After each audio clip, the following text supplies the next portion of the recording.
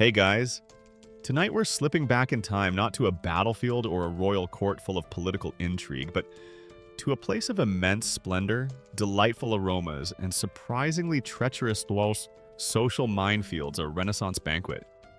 Imagine yourself dressed in your finest and probably quite restrictive velvet doublet or silken gown, stepping into a great hall illuminated by hundreds of flickering candles.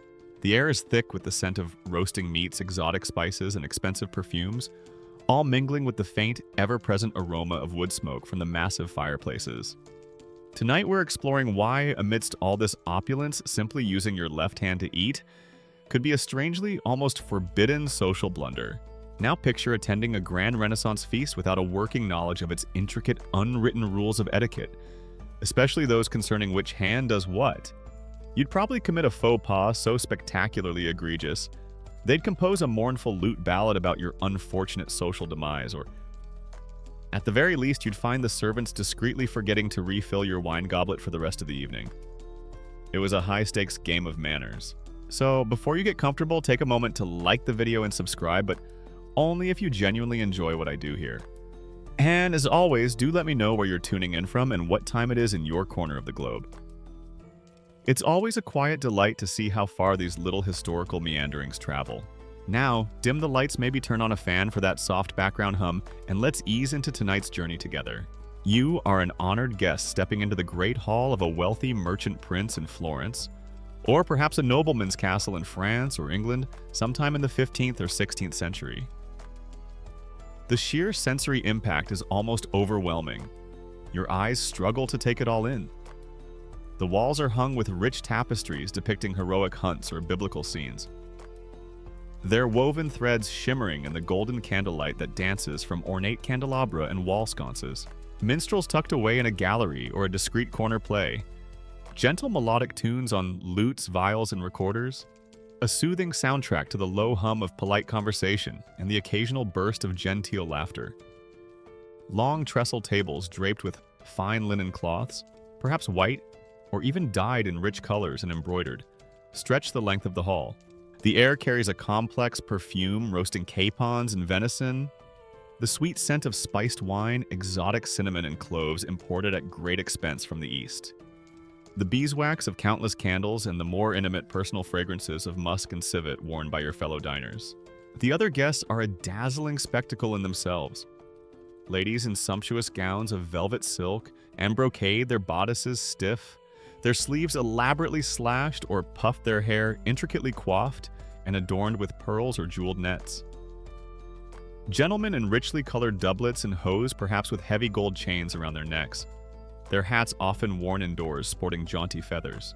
This is an occasion for display a clear and unambiguous statement of wealth status and sophisticated taste.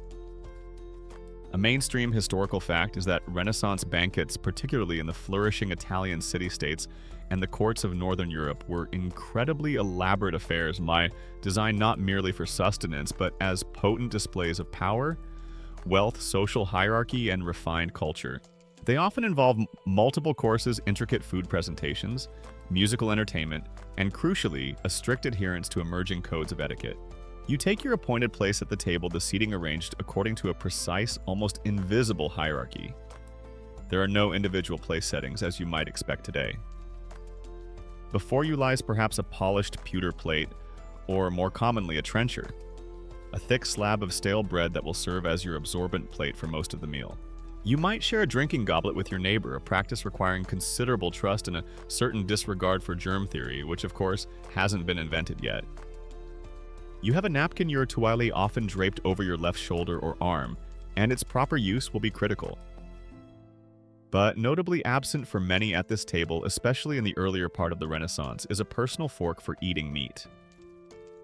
Knives, yes, you might have your own, or one might be provided. Spoons for soups or sauces. But for most solid foods, your primary tools are your fingers. And this, you will soon learn, is where the subtle tyranny of hand-specific rules begins to exert its influence. The food itself is a testament to both culinary artistry and conspicuous consumption. Servants in their master's livery parade in with enormous silver platters, laden with an almost bewildering array of dishes. You see whole roasted peacocks meticulously reassembled after cooking and redressed in their dazzling iridescent feathers, looking more majestic in their posthumous glory than most living creatures ever achieve. You're not entirely sure if you're supposed to admire it as a work of art or actually attempt to carve a slice. There are towering constructions of molded jellies glistening with jewel-like colors, intricate sugar sculptures known as subtleties depicting allegorical scenes or fantastical beasts, vast pies from which, if this is a particularly ostentatious banquet, a flock of live birds might dramatically erupt when the crust is cut. There are joints of venison swan boar and countless smaller game birds, all seasoned with expensive imported spices. The sheer abundance is staggering, a world away from the daily fare of the common folk. A quirky or fringe tidbit about these feasts is the importance of entremets, spectacular, often entirely non-edible theatrical displays presented between the main courses. These could involve mechanical animals that appeared to move, elaborate allegorical tableaus, or even costumed performers, emerging from within giant pies or constructions, all designed to entertain and impress the guests. Guests further emphasizing the banquet as a form of elaborate performance. Yet amidst this scene of opulent feasting and convivial company, there's an undercurrent of intense social scrutiny. This isn't a relaxed, kick-off-your-shoes kind of dinner party. Every gesture, every word, the way you sit, the way you handle your food and drink is being subtly observed and judged by your fellow diners. Your comportment is a reflection of your breeding, your education, your social standing. The rules are so subtle yet so critical. You suspect that one particularly clumsy move with your bread trencher or an uncouth reach across the table, and you might find yourself the subject of discreetly raised eyebrows and a swift demotion in the unspoken social rankings. You might not literally be sent to eat with the dogs under the table, though. Dogs were often present at banquets, ready for scraps. But the social chill would be palpable. And it is within this context of performative dining, and the critical importance of refined manners, that the seemingly peculiar rules about hand usage take center stage. With hands being the primary instruments for conveying food to mouth, the rules governing their use are paramount. Cleanliness is of course expected. Hands are washed publicly before and sometimes during the meal, with servants bringing ewers of scented water and basins. But beyond simple hygiene, there is a deeper, more symbolic significance attached to which hand does what. And it is here in this glittering candlelit hall surrounded by the elite of Renaissance society that you will begin to understand why reaching for that tempting morsel of roasted swan with your left hand might be a strangely forbidden act. A subtle signal that could mark you as uncultured, ill-mannered, or perhaps even something far more sinister. The unseen rules are everywhere, and the dance of dining has begun. The precise degree to which the highly formalized etiquette described in Renaissance courtesy books particularly, those from Italy, which set the standard for much of Europe, actually reflected the everyday dining practices of all social classes, versus an idealized standard for the aristocracy and wealthy bourgeoisie. It's a topic that food historians and social historians continue to explore and debate. Shadi, for tonight, however, you are firmly within that elite circle, and the pressure to conform is very real. You're seated at this magnificent Renaissance banquet Egeria. The air alive with music, conversation, and the tantalizing aromas of a feast fit for kings. Or at least very wealthy Italian bankers. You reach instinctively with your left hand to steady your goblet as a passing servant brushes too close, or perhaps to subtly adjust the lay of your linen napkin. Suddenly you catch a fleeting glance from the distinguished gentleman. To your right, a barely perceptible tightening around his eyes, a fractional shift in his posture. Or maybe it's the Dowager Duchess. Isabella Eleonora Lucrezia von und zu Schnitzelberg across the table. She gives a tiny, almost inaudible gasp, clutches her ropes of pearls, and for a horrifying moment, looks as though she's just witnessed someone attempt to juggle live, uncooperative eels during a particularly solemn state funeral. A silent, invisible alarm bell has clearly been tripped. Note to self, you think with a dawning sense of unease, left hand is apparently social lava. This seemingly innocuous preference for the right hand, especially in the context of dining and polite interaction, isn't just some quirky Renaissance fad. It's a deeply ingrained cultural bias with roots stretching far back into antiquity, a shadowy legacy that casts the left hand as well a bit sinister. And that very word sinister tells a story in itself. It comes directly from the Latin word sinister, meaning left, or on the left side, wide. Over time, in many European languages, it acquired connotations of evil, unlucky, or ominous. Conversely, dexter, the Latin for right, gives us dexterity, and dexterous, implying skill and adroitness. The very language you might be speaking, or at least the languages of your learned host, carries this inherent prejudice. To understand why your innocent left hand is causing such silent consternation at this glittering banquet, you need to delve into some rather ancient and frankly not always very pleasant historical realities. A mainstream historical fact is that across many diverse cultures, including ancient Greece, Rome, and subsequently medieval and Renaissance Europe, the left hand was widely regarded with suspicion and associated with negativity, misfortune, or impurity. These weren't just abstract superstitions. They often stem from very practical considerations, particularly concerning hygiene in eras before the widespread availability of modern sanitation soap for all or indeed readily available toilet paper. Back in those days, let's just say that personal ablutions after certain bodily functions were often a strictly one-handed affair. And the hand designated for those less savory tasks was by near universal convention in many cultures the left. Consequently, using that same hand to then reach for a shared piece of bread dip into a communal salt cellar, or offer a handshake. Yeah, that would be the social and hygienic equivalent of, say, loudly yodeling the most inappropriate sea shanty during a papal coronation. Universally frowned upon, and for very good if unspoken reasons. This practical hygiene-based distinction then became overlaid with layers of symbolic and religious meaning. In many ancient systems of divination, such as Roman augury interpreting the will of the gods by the flight of birds, birds appearing on the left side were often considered ill-omened. The left was the side of weakness, of femininity, often in a pejorative sense in patriarchal societies, of the unconventional and therefore the suspect. The precise balance and interplay between ancient utilitarian hygiene practices, that is designating one hand for unclean tasks, and later symbolic or religious justifications in the development and persistence of left-hand taboos, is a complex area that anthropologists and cultural historians continue to explore and debate.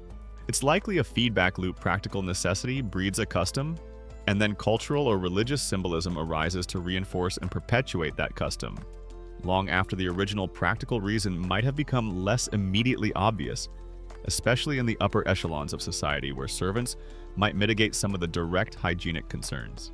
As Christianity spread throughout the Roman Empire and into medieval Europe, these existing negative associations with the left hand were often absorbed and reinterpreted through a Christian lens. The right hand became firmly associated with God righteousness and divine favor.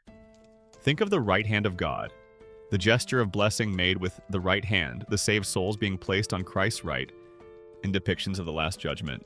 A quirky or fringe tidbit, though.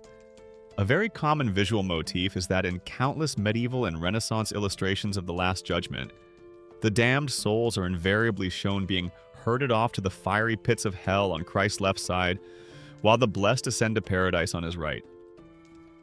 This constant visual reinforcement seen in churches, illuminated manuscripts, and religious art would have powerfully embedded the right good, left bad dichotomy into the collective consciousness. The left side, by contrast, could become associated with demons, witchcraft, and the profane.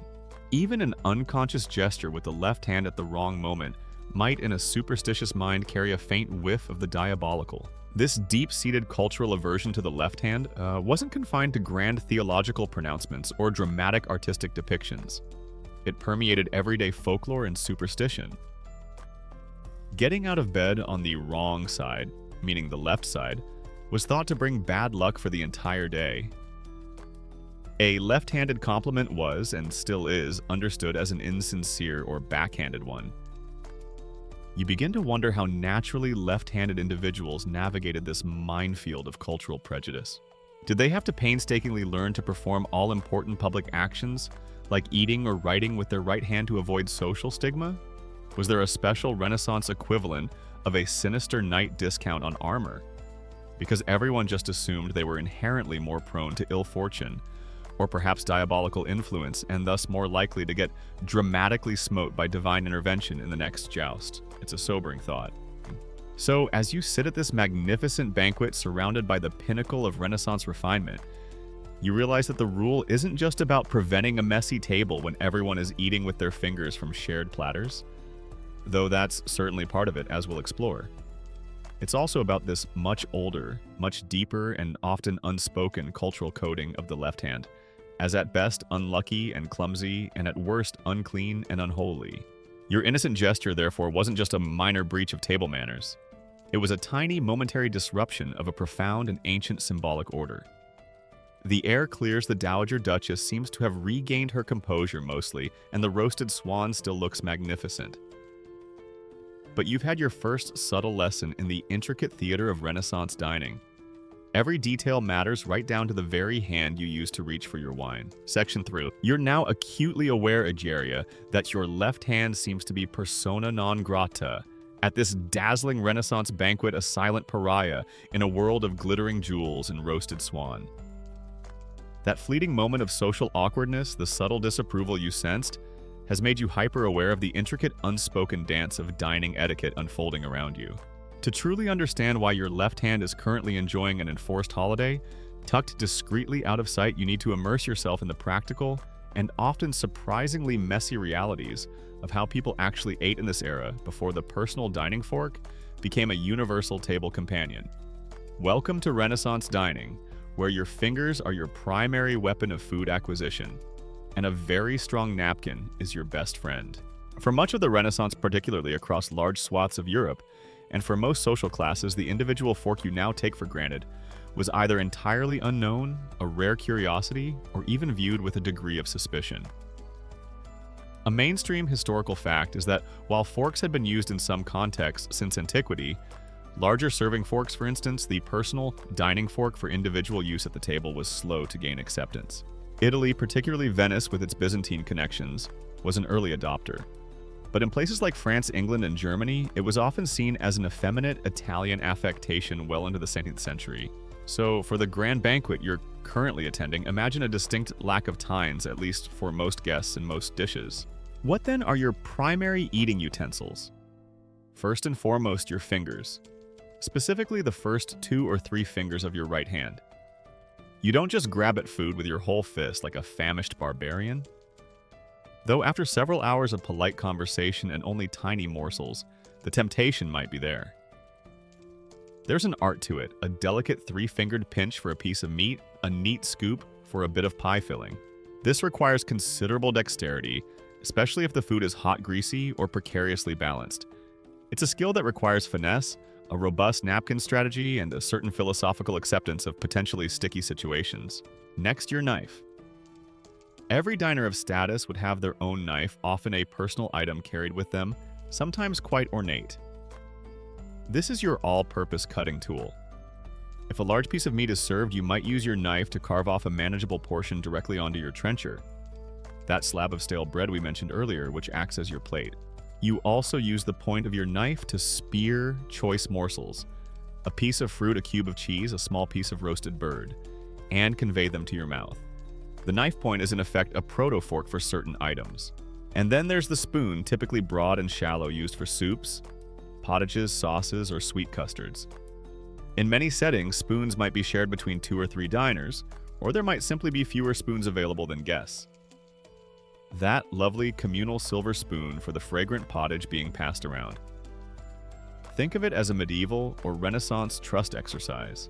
I sincerely trust you haven't just been using this very same spoon to delicately scratch an itch behind your ear, and you in turn trust that I haven't just had a minor coughing fit directly into the communal soup bowl. Good times and a strong argument for developing a robust immune system. Given this very hands-on approach to dining, the emphasis on hand cleanliness becomes paramount, especially for that all-important right hand. Before the banquet even begins, and often between major courses, servants circulate with ewers of perfumed water, perhaps rose water or orange flower water, and basins. You extend your hands and water is poured over them, a public and ritualized washing. This isn't just for show. It's a genuine hygienic necessity when your fingers are about to be your primary interface with the food. Your napkin, your tuai, is also essential. It's not just for dabbing your lips politely. It's for wiping your greasy fingers, for protecting your expensive velvet attire from drips and spills. It's often a substantial piece of linen, and you might see it draped elegantly over a guest's left shoulder or arm, conveniently out of the way of the active right hand, yet readily accessible. Your trencher, that slab of bread, is another fascinating element of this pre-fork protocol. It absorbs the juices and gravies from the food placed upon it. The exact speed and social penetration of fork usage across different European regions and social strata during the Renaissance remain complex topics for historians, with some evidence suggesting a very slow, centuries-long adoption met with considerable cultural resistance and even ridicule outside of elite Italian circles for a significant period. So for now, your trencher is your faithful edible plate.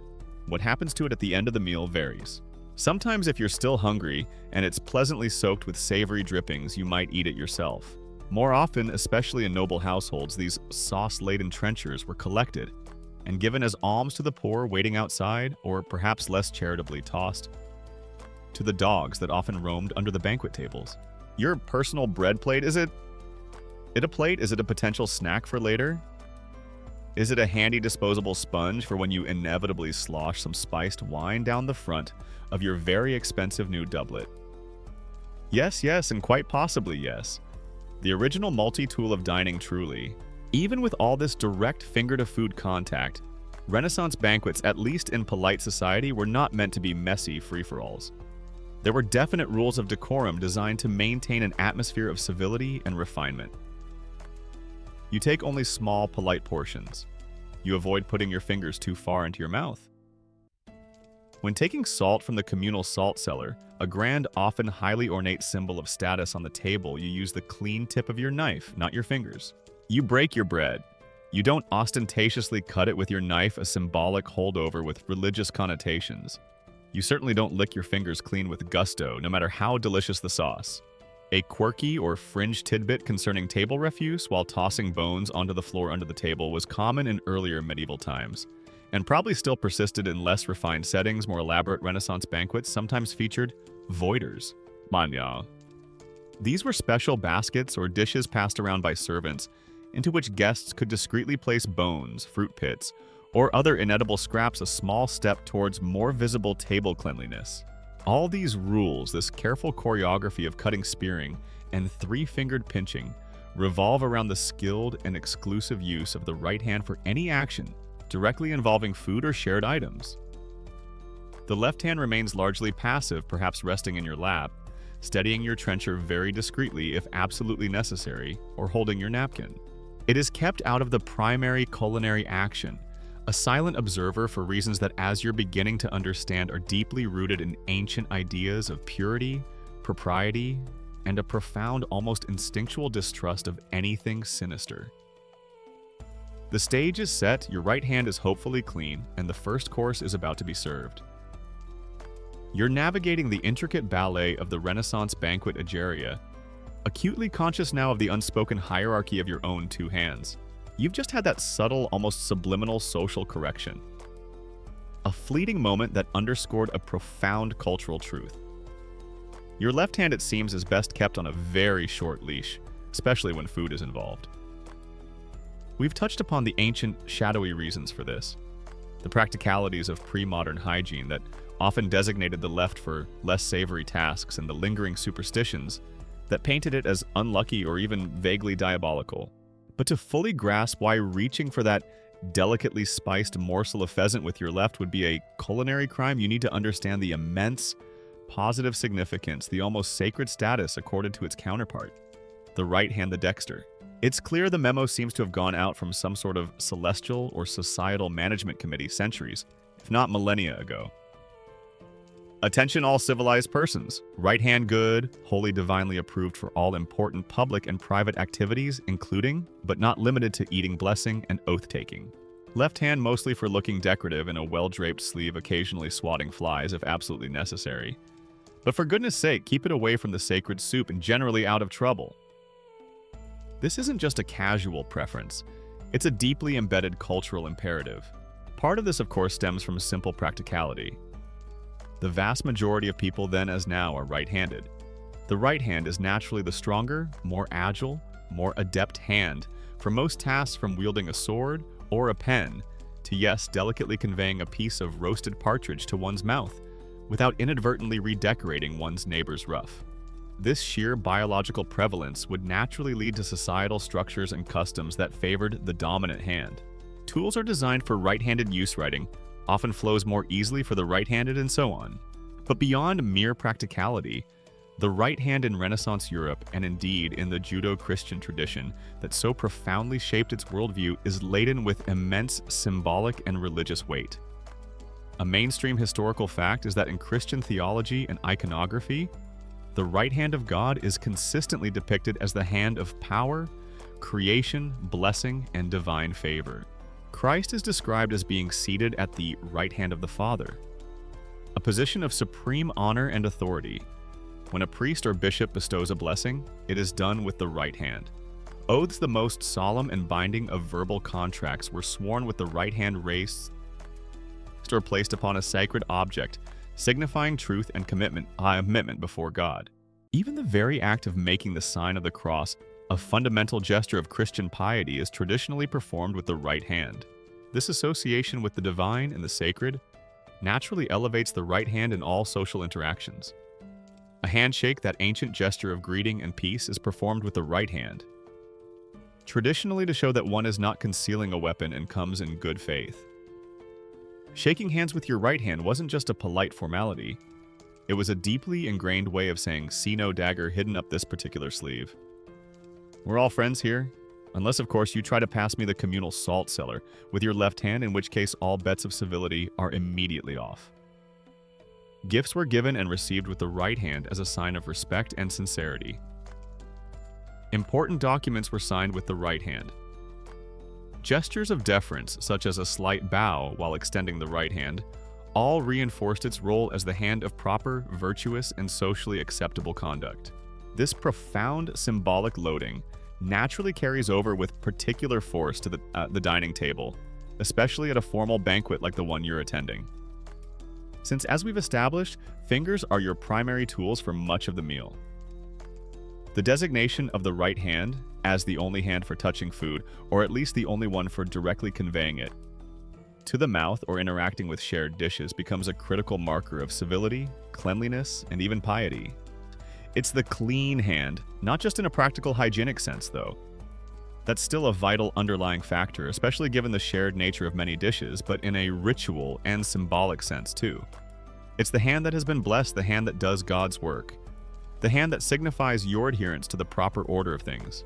The extent to which the symbolic preference for the right hand in Renaissance Europe was a consciously enforced religious or social doctrine versus a deeply embedded, almost instinctual cultural norm passed down through generations, often without explicit articulation, is a topic that invites ongoing anthropological and historical discussion. For most people at your banquet, Egeria using their right hand for eating would be as natural and unthinking as breathing. It's what they've always done, what they've always seen done. It's simply the way. But any deviation from this norm, any prominent use of the left hand for a task culturally assigned to the right, would be immediately jarring a subtle tear in the fabric of accepted behavior, instantly noticeable precisely because the norm is so deeply ingrained. You might wonder if there were ever any left-handed saints in the historical record, and if they had a really truly difficult time getting their various miracles approved by the heavenly bureaucracy due to non-compliant appendage usage. Sorry, Saint Lefty.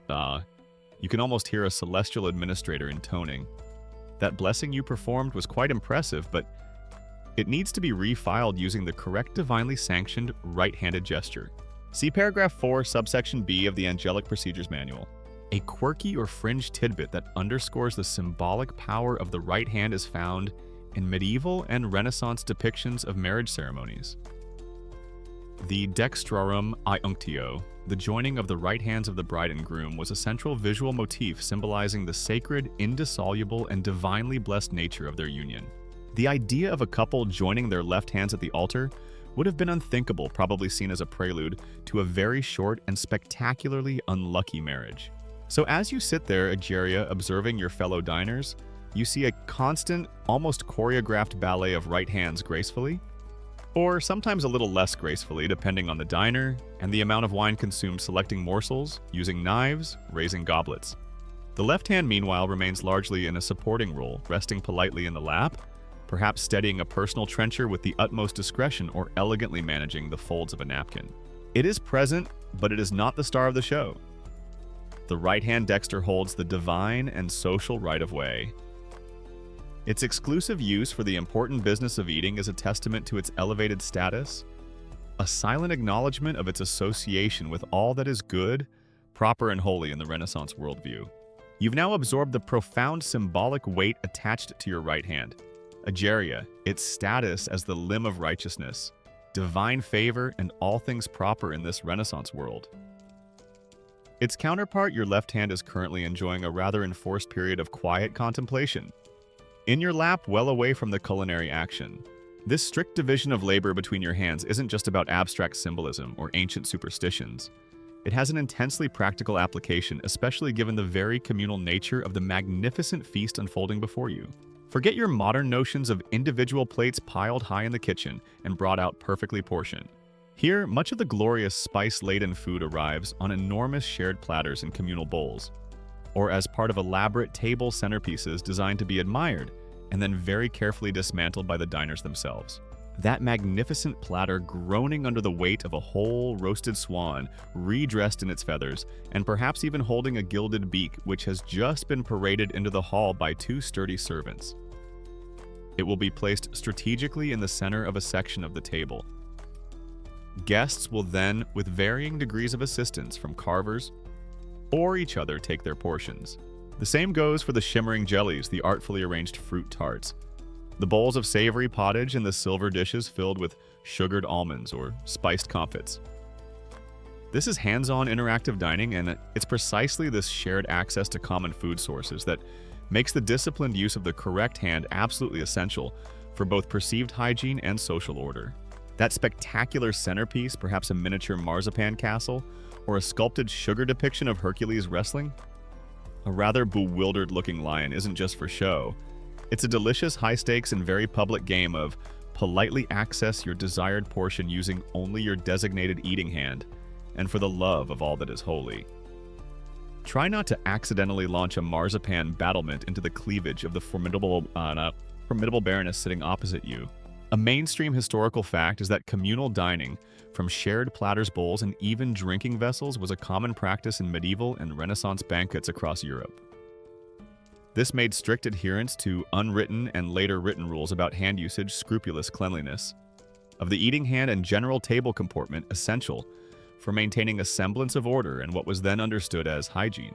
Imagine the chaos if everyone just plunged both hands willy-nilly into the communal stew pot or grabbed at the choicest pieces of meat from a central platter. It would be less a refined banquet and more a slightly more expensively catered food fight. This is where the clean hand, unclean hand dichotomy we touched upon earlier becomes critically important in a very tangible way. Your right hand, having been ceremonially washed, is the designated instrument for all interactions with the communal food. When you reach for a piece of bread from the shared basket, you use your right hand. When you take a helping from a platter of sliced meats, it's with your right hand, or perhaps with the point of your clean, right-handedly wielded knife. The left hand, with its ancient associations with unclean tasks and its general sinister reputation, must at all costs be kept away from contaminating the shared food. Your left hand is just sitting there, isn't it, feeling all neglected, underappreciated, and generally useless, while your right hand is having all the fun with the venison pasties and the artfully arranged quince preserves. It's probably silently plotting a tiny rebellious act of defiance, like trying to surreptitiously sneak a single rogue pea off a passing platter when no one is looking. Don't do it, Lefty! It's a social trap, and the Dowager Duchess Isabella, Eleanor Lucretia von Unzu-Schnitzelberg, is always looking. Even shared drinking vessels demand this careful hand discipline. Goblets of wine or ale might be passed between 2 or 3 guests. Etiquette would dictate that you receive it with your right hand drink from one side of the rim. Perhaps wipe the rim discreetly with your napkin, your toile still elegantly draped over your left shoulder or resting in your lap, and then pass it on again with your right hand. Sharing a wine goblet with your esteemed table neighbor is, on the one hand, a beautiful symbol of Renaissance camaraderie and fellowship. On the other hand, it's also a fantastically efficient way to share interesting new strains of medieval cold or the latest fashionable ague. Bless you for that hearty cough, Baron. And please do try to wipe the rim with something other than your velvet sleeve before you pass the communal hippocrest back to me. Communal salt cellars, often large and ornate affairs, signifying the wealth of the host salt, being a precious commodity also require careful negotiation. You would never dip your fingers, even your clean right-hand fingers, directly into the salt. Instead, you use the clean tip of your personal knife to take a small, polite portion and place it onto your trencher or the edge of your non-existent, in many cases, plate. The same principle applies to shared bowls of spices or sauces. The precise level of anxiety about actual food contamination and scientific hygiene at Renaissance tables is of course debated by historians, with some emphasizing that these rules were often more about ritualistic cleanliness, social differentiation, and the symbolic performance of civility, while others point to a growing, if still rudimentary and often empirically flawed awareness of practical hygiene, especially in an era of recurring and devastating plagues where any measure to avoid illness might be embraced. Regardless of the exact scientific understanding, the appearance of cleanliness and the adherence to these shared protocols were paramount for maintaining social grace. A quirky or fringe tidbit relating to the presentation of communal dishes, some incredibly elaborate Renaissance banquets, especially in Italy, featured food arranged in such intricate and artistic ways on the platters that it was almost a shame to disturb it. Think of it as early food art designed to be visually stunning. However, this sometimes made it practically challenging for guests to actually access the food, politely using only their right hand and a knife point, leading to a certain amount of delicate maneuvering or reliance on the skills of a nearby carver or servant. Imagine a magnificent peacock pie where the only socially acceptable way for you to get a piece of the delicious filling involves a three-point turn with your knife and the aerodynamic properties of a well-flung fig. The presence of servants, carvers, and cupbearers mitigates some of the free-for-all potential, of course. They will bring the platters, carve the large joints of meat at a sideboard, or directly at the table for the highest-ranking guests and replenish wine. But even with their assistance, you, the individual diner, are still responsible for conveying the food from your trencher to your mouth, and for navigating the array of smaller shared dishes, all while keeping that left hand well-behaved, and your right hand a model of refined three-fingered decorum. It's a system designed to impose order on the potential chaos of a hands-on communal feast. And the forbidden left hand is a key element in maintaining that delicate, delicious, and dangerously judged equilibrium. You're navigating the perilous waters of the Renaissance banquet, Egeria keenly aware that every reach for a morsel, every sip from a shared goblet, is a performance under the watchful eyes of your fellow diners. The unspoken rules about hand usage, particularly, the demotion of your left hand to a purely supporting, if not entirely decorative role, are becoming clearer through subtle social cues and your own sharp observations. But this isn't just about instinct or vague tradition anymore. The Renaissance, with its burgeoning interest in classical learning humanism and the cultivation of the refined individual, sees the emergence of a whole new literary genre designed to codify and disseminate these rules of polite behavior: the courtesy book.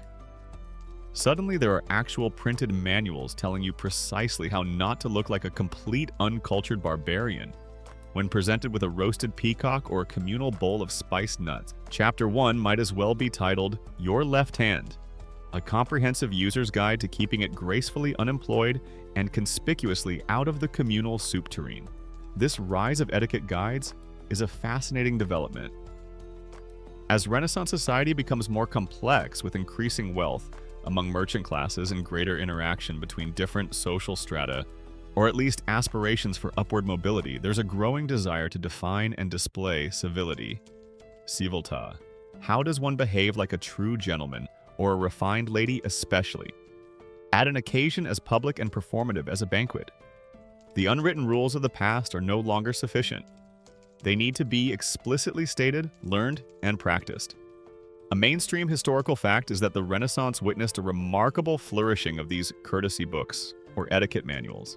Works like Baldassare Castiglione's immensely influential Il Cortegiano, the Book of the Courtier, published in 1528, or Giovanni della Casa's Galateo of Manners and Behaviors.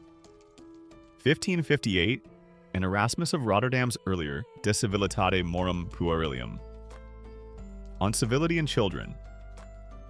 1530 provided detailed instructions on all aspects of polite conduct, with table manners receiving particular and often very specific attention. These books became bestsellers translated into multiple languages and eagerly consumed by anyone aspiring to social grace and acceptance in polite society. And what do these revered arbiters of good taste have to say about your hands? Well, they are quite explicit, and they firmly reinforce the traditions you've already begun to intuit. The primacy of the right hand for eating is laid down as a fundamental rule. Della Casa in his Galateo is quite clear that one should not touch food with the left hand.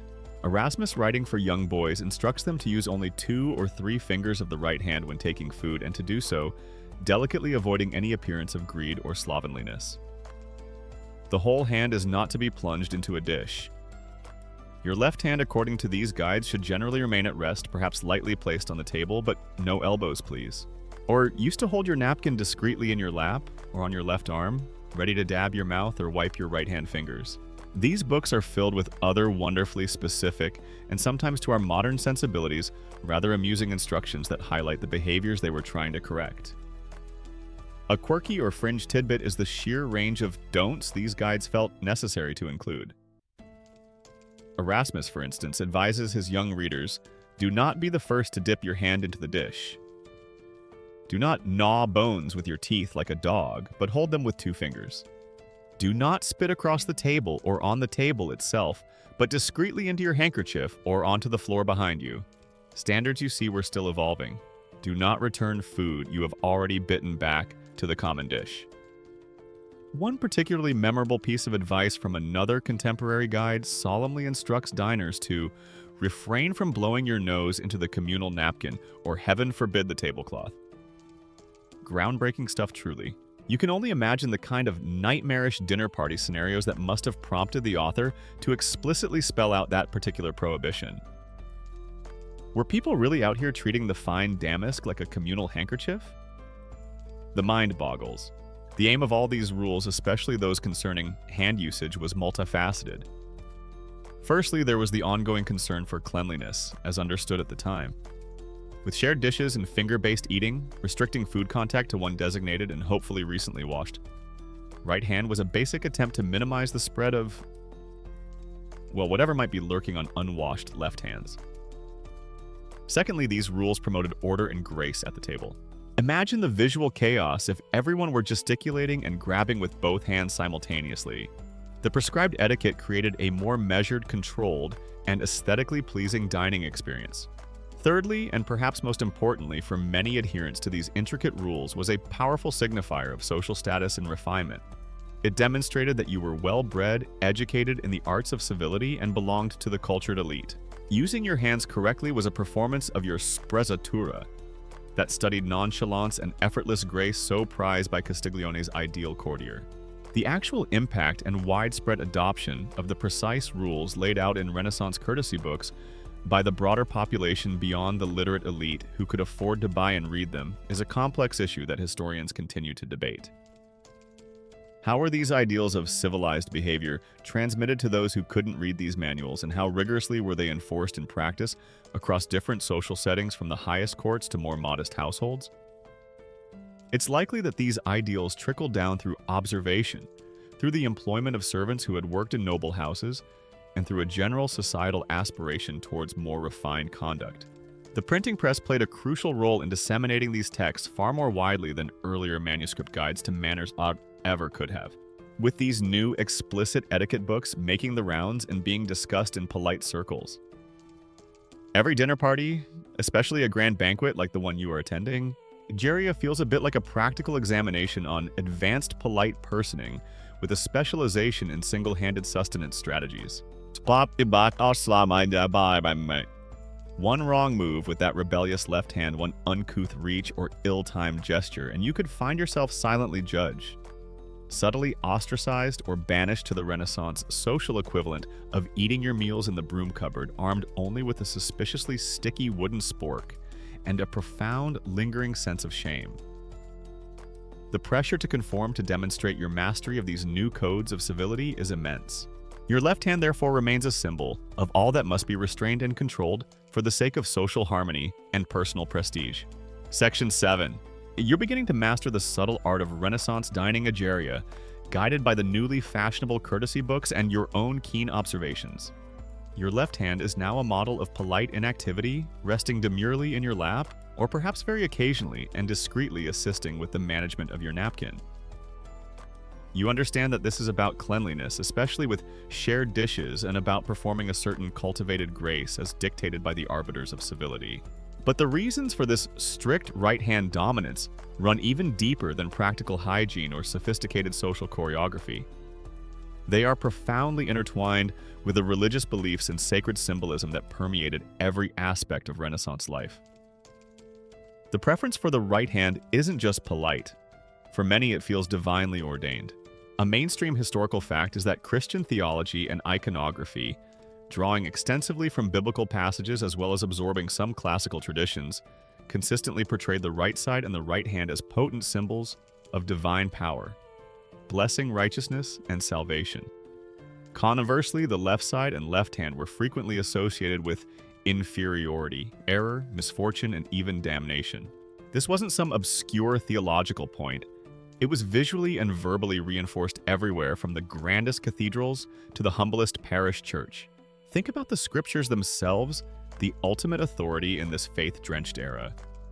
The Psalms declare, "The right hand of the Lord is exalted. The right hand of the Lord doeth valiantly." Christ, after his ascension, is described as being seated at the right hand of God the Father Almighty, a position of ultimate honor and co-equal divinity.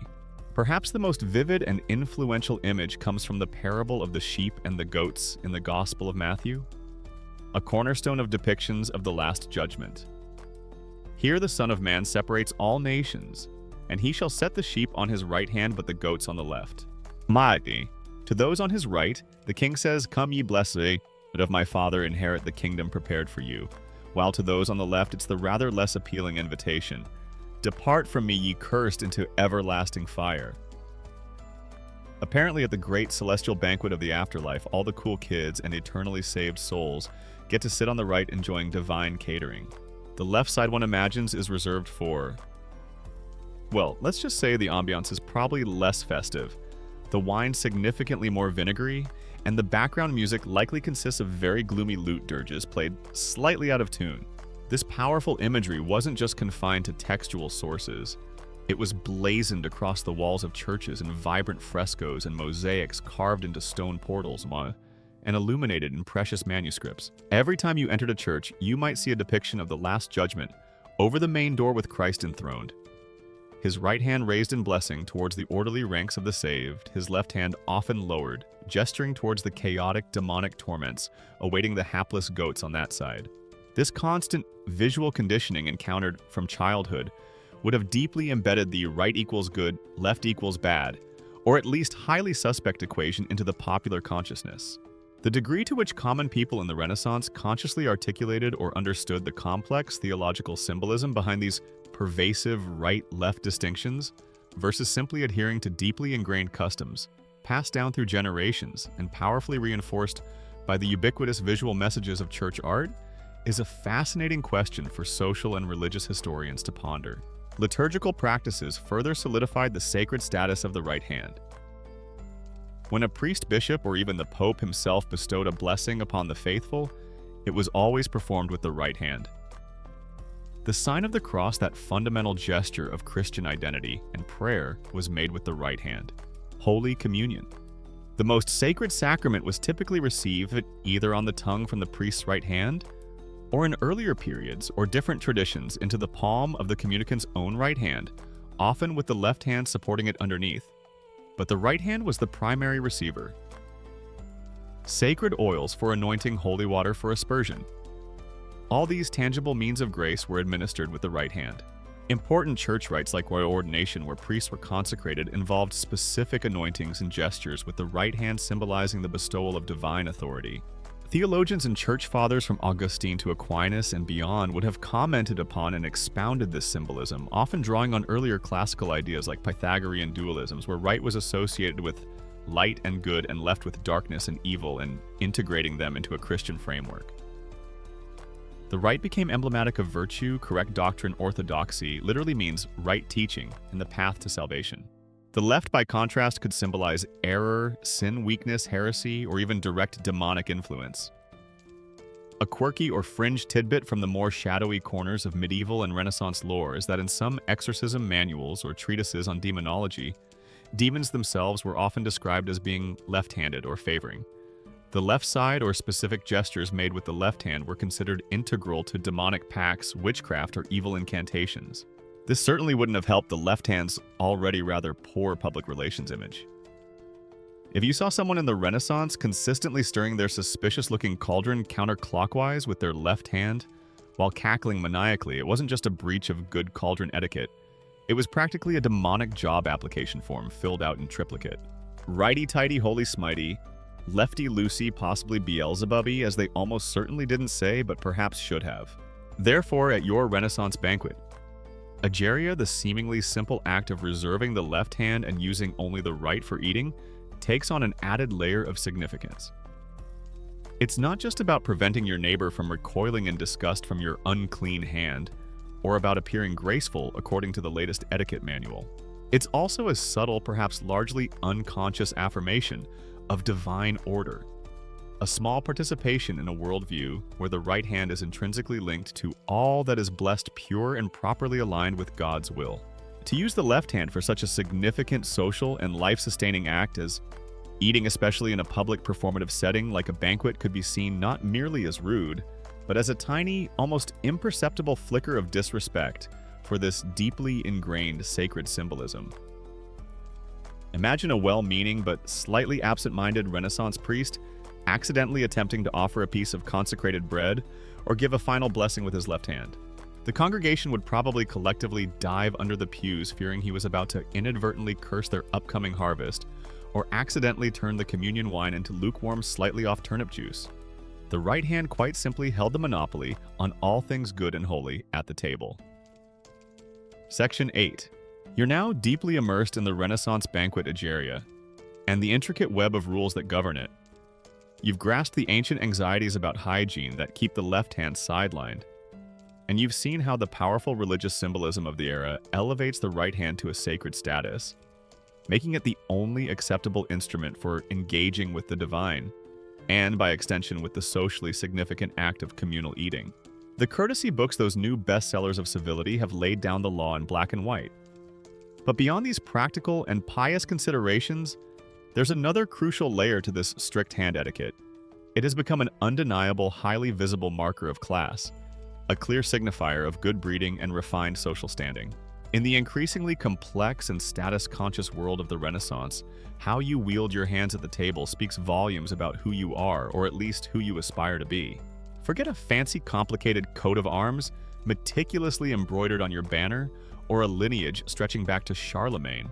Though those certainly helped, in the day-to-day performance of Renaissance high society, one of the most immediate and telling indicators of your good breeding was your ability to navigate a multi-course banquet using predominantly 3 fingers of your right hand without dripping sauce on your pristine lace ruff, accidentally flinging a stray capon bone at the visiting papal nuncio, or otherwise betraying any hint of uncouth rustic origins. That, my friends, was true class. This emphasis on refined manners, including the meticulous control of one's hands, was part of a broader civilizing process that historians have identified in this period. As society became more ordered, with stronger central states, and increasingly sophisticated court cultures, particularly in Italy, which set the trend for much of Europe, the elite sought ways to distinguish themselves from the perceived vulgarity and coarseness of the common populace. A mainstream historical fact is that during the Renaissance, adherence to these increasingly complex codes of etiquette became a crucial way for the established aristocracy and the newly wealthy, aspirational merchant classes to display their refinement, their education and worldly graces, and their elevated social status. It was a way of creating and maintaining social distance, of saying, we are different, we are more polished, more restrained, more civilized. Proper hand usage wasn't considered an innate skill. It was learned behavior carefully taught and rigorously practiced from a very young age in noble and upwardly mobile households. Children were instructed by their tutors, by their mothers, and by those very same courtesy books we discussed on how to comport themselves at table. This wasn't just about not making a mess. It was about inculcating self-discipline, grace, and an awareness of one's public presentation. It was, in essence, a form of cultural capital, an investment in social currency that could pay significant dividends in terms of acceptance and advancement within elite circles. The ideal, famously articulated by Baldassare Castiglione in The Book of the Courtier, was sprezzatura, a kind of studied nonchalance, the art of making difficult things look effortless. So the truly accomplished courtier or lady wouldn't just use their right hand correctly, they would do so with an air of complete naturalness, as if they'd been born elegantly plucking ortolans from a silver dish with 3 fingers, while simultaneously composing a witty sonnet in their head. The goal was to make your one-handed dining look utterly effortless, like you emerged from the womb, instinctively knowing how to gracefully spear a particularly slippery sauce-coated olive with only the tip of your knife whilst engaging in a learned discussion about the finer points of Neoplatonic philosophy. Meanwhile, your poor neglected left hand is probably having a secret, deeply philosophical existential crisis from sheer boredom, hidden discreetly beneath the damask tablecloth. This performance of status through controlled hand gestures was all about demonstrating self-restraint. The ability to eat delicately, to take small portions, to avoid any hint of greed or animalistic voracity, was seen as a hallmark of the refined individual, contrasting sharply with the often stereotyped image of the common peasant or laborer who might eat more crudely and with less attention to such niceties. The exclusive use of the right hand, the clean and blessed hand, reinforced this image of purity control and separation from the baser instincts. The consequences of breaching this hand etiquette, especially in a high-status public setting, like a royal court or a wealthy merchant's banquet, could be significant. While you might not be instantly clapped in irons for accidentally using your left hand to snag a fig, the social repercussions would be immediate and keenly felt. You would risk being seen as ill-bred, rustic, uncultured, a villain in the older sense of the word, meaning simply a country dweller, but now tinged with connotations of social inferiority. You might be met with subtle looks of disdain, quiet whispers, or a gentle but firm correction from a more experienced diner or a vigilant host. Repeated or egregious offenses could lead to social ostracism, a loss of reputation, or the quiet closing of doors to elite circles. If you were an aspiring merchant hoping to marry your daughter into a noble family, or a young courtier seeking preferment demonstrating impeccable table manners, right down to the disciplined inactivity of your left hand was absolutely non-negotiable. Using your left hand to say enthusiastically, point out the Duke's impressive new codpiece during a lull in the conversation was a guaranteed one-way ticket back to counting beans in the provincial warehouse, my friend. No matter how much money you'd recently acquired. Sociologists and historians, often influenced by the seminal work of Norbert Elias on the civilizing process, continue to analyze these shifts in European manners, debating the extent to which changes in etiquette such as the increasing control over bodily functions and gestures like eye might hand use at the table reflected deeper psychological transformations towards greater individual self-restraint and affect control, or were primarily performative strategies consciously deployed for social distinction and power maintenance.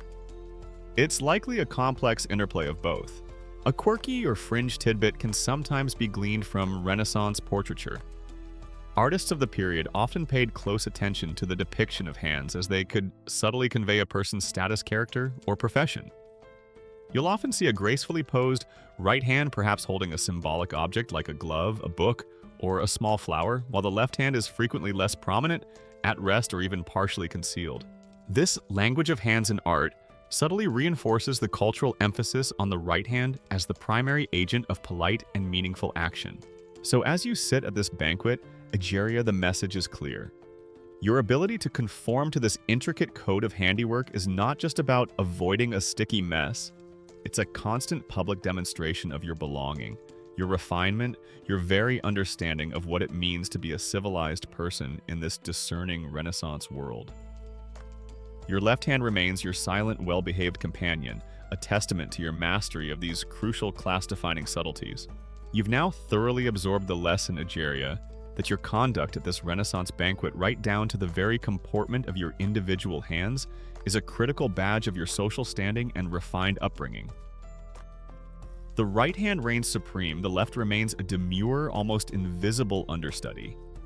This isn't just about personal preference or avoiding a mess. It's about participating in a highly elaborate, deeply significant social ritual. Because a Renaissance banquet, especially one of this grandeur, is far more than just a meal.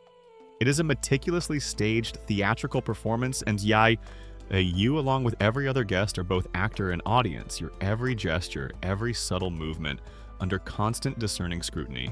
A mainstream historical fact is that Renaissance banquets were indeed highly theatrical events, meticulously designed to function as public stages for the display of wealth, power, political alliances, and crucially sophisticated manners and cultural capital. Guests were acutely aware of being observed, not just by their host and fellow diners, but often by a retinue of servants, musicians, and sometimes even onlookers permitted to witness the spectacle from a distance. Your comportment, therefore, from the moment you enter the hall to the moment you gracefully depart, is a key part of your role in this elaborate social drama. You're pretty sure there are specially trained, incredibly discreet judges hidden behind the massive wall tapestries, armed with tiny parchment notebooks diligently scoring your every move.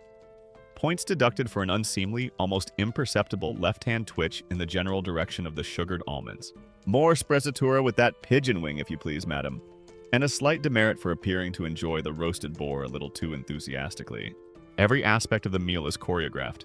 The procession of servants, bringing in each course often to the accompaniment of trumpets or other musical fanfares.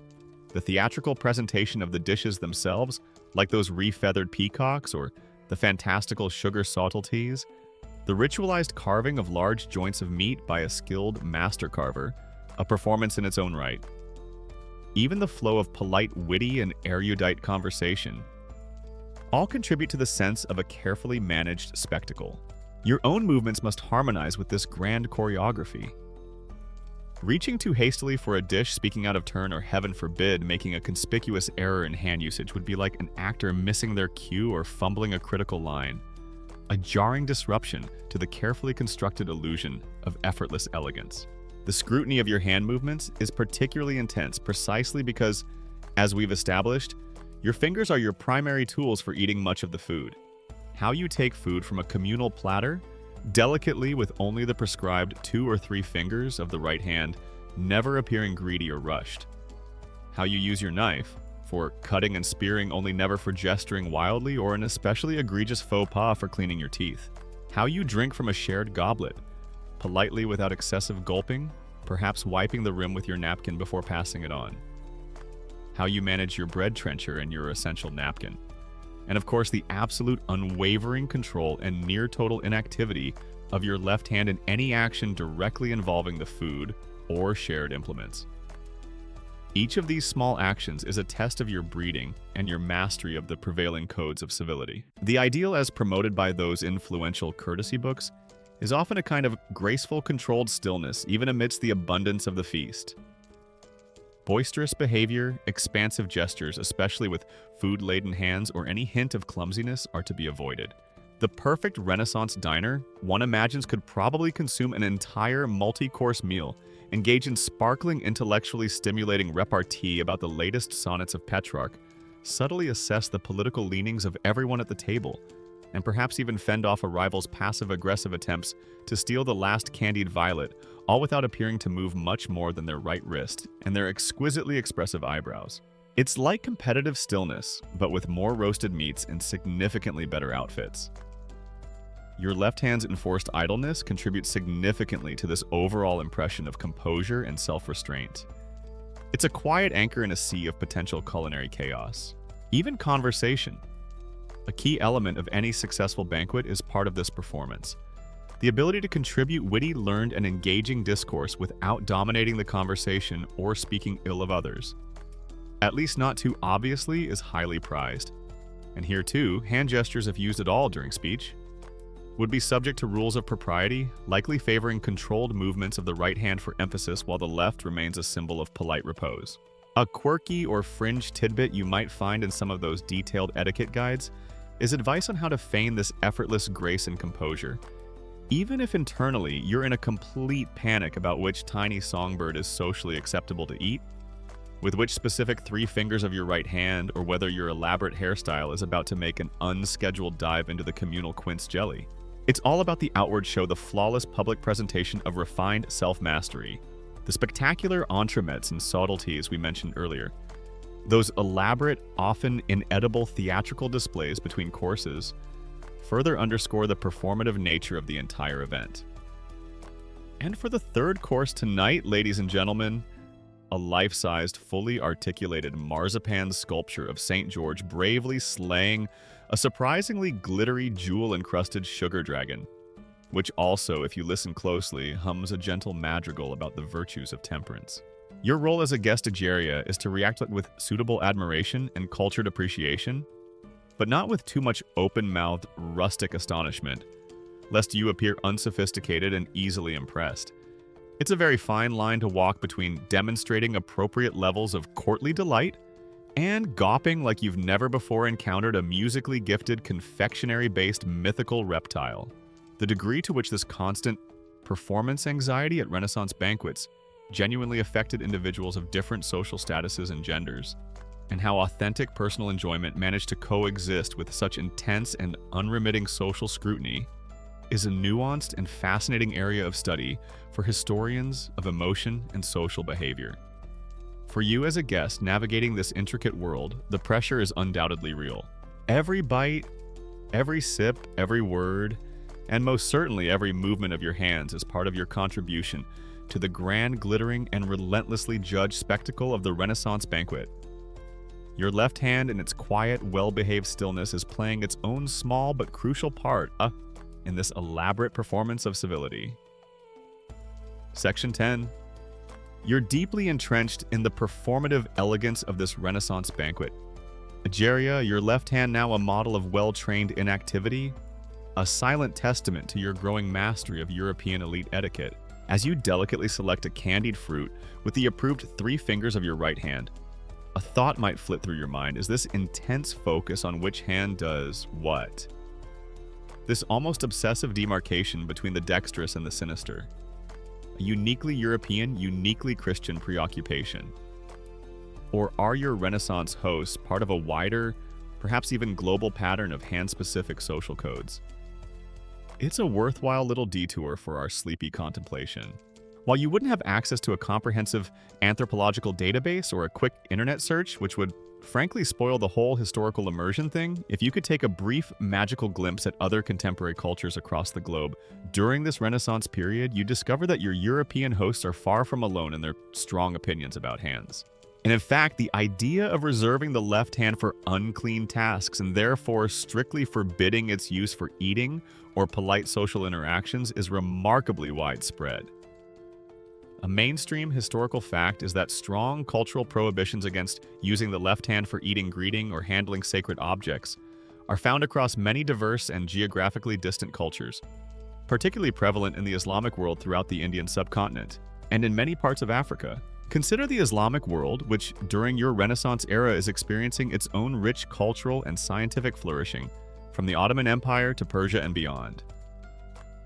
Here, the left-hand taboo is often even more pronounced and explicitly linked to religious prescription and well-defined hygiene practices. The left hand is traditionally designated for personal cleansing after using the toilet. Consequently, to use that same hand to eat, especially from a communal dish, to offer or accept food, or even to shake hands, would be considered deeply offensive, unclean, and a serious breach of both religious law Sharia in some interpretations and social etiquette. The right hand is exclusively for all clean and positive actions.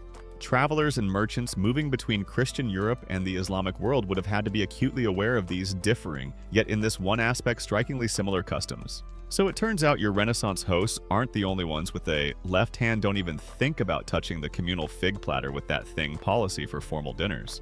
It's almost as if a secret global memo was dispatched in ancient times, possibly delivered by a very discreet carrier pigeon. Urgent communique to all civilizations, right hand for feasting, blessing, and generally being awesome. Left hand for, well, other less public stuff. Kindly do not mix these up at the international buffet, or things could become diplomatically awkward and nobody wants that. Journey further east in your mind to the Indian subcontinent, a land of ancient traditions and complex social structures. Here too, across various Hindu, Buddhist, Jain, and later Islamic communities, A similar strong preference for the right hand in eating and pure activities is deeply ingrained. The left hand is again often associated with bodily hygiene and considered ritually impure for dining or for offering or receiving anything of significance, especially sacred offerings prasad in a temple. The intricacies of the caste system could add further layers of purity rules, but the fundamental right-hand preference for clean interactions remained a common thread. Anthropologists and cross-cultural historians continue to explore the complex interplay of practical hygiene considerations, deeply embedded symbolic systems, and perhaps even cognitive biases, such as the general human tendency to associate right with good or correct in the independent development or historical diffusion of right-hand preference and left-hand taboos across these diverse human societies. The widespread nature of this custom suggests that the very practical need for a designated unclean hand in societies lacking modern plumbing and readily available soap was likely a powerful common driver with specific cultural and religious symbolisms, then being built upon that foundational utility. What about East Asia? In China, Japan, and Korea, during your Renaissance period, the dining landscape is dominated by chopsticks. This elegant solution to conveying food to mouth naturally involves one dominant hand, typically the right, for wielding the implements with skill and grace.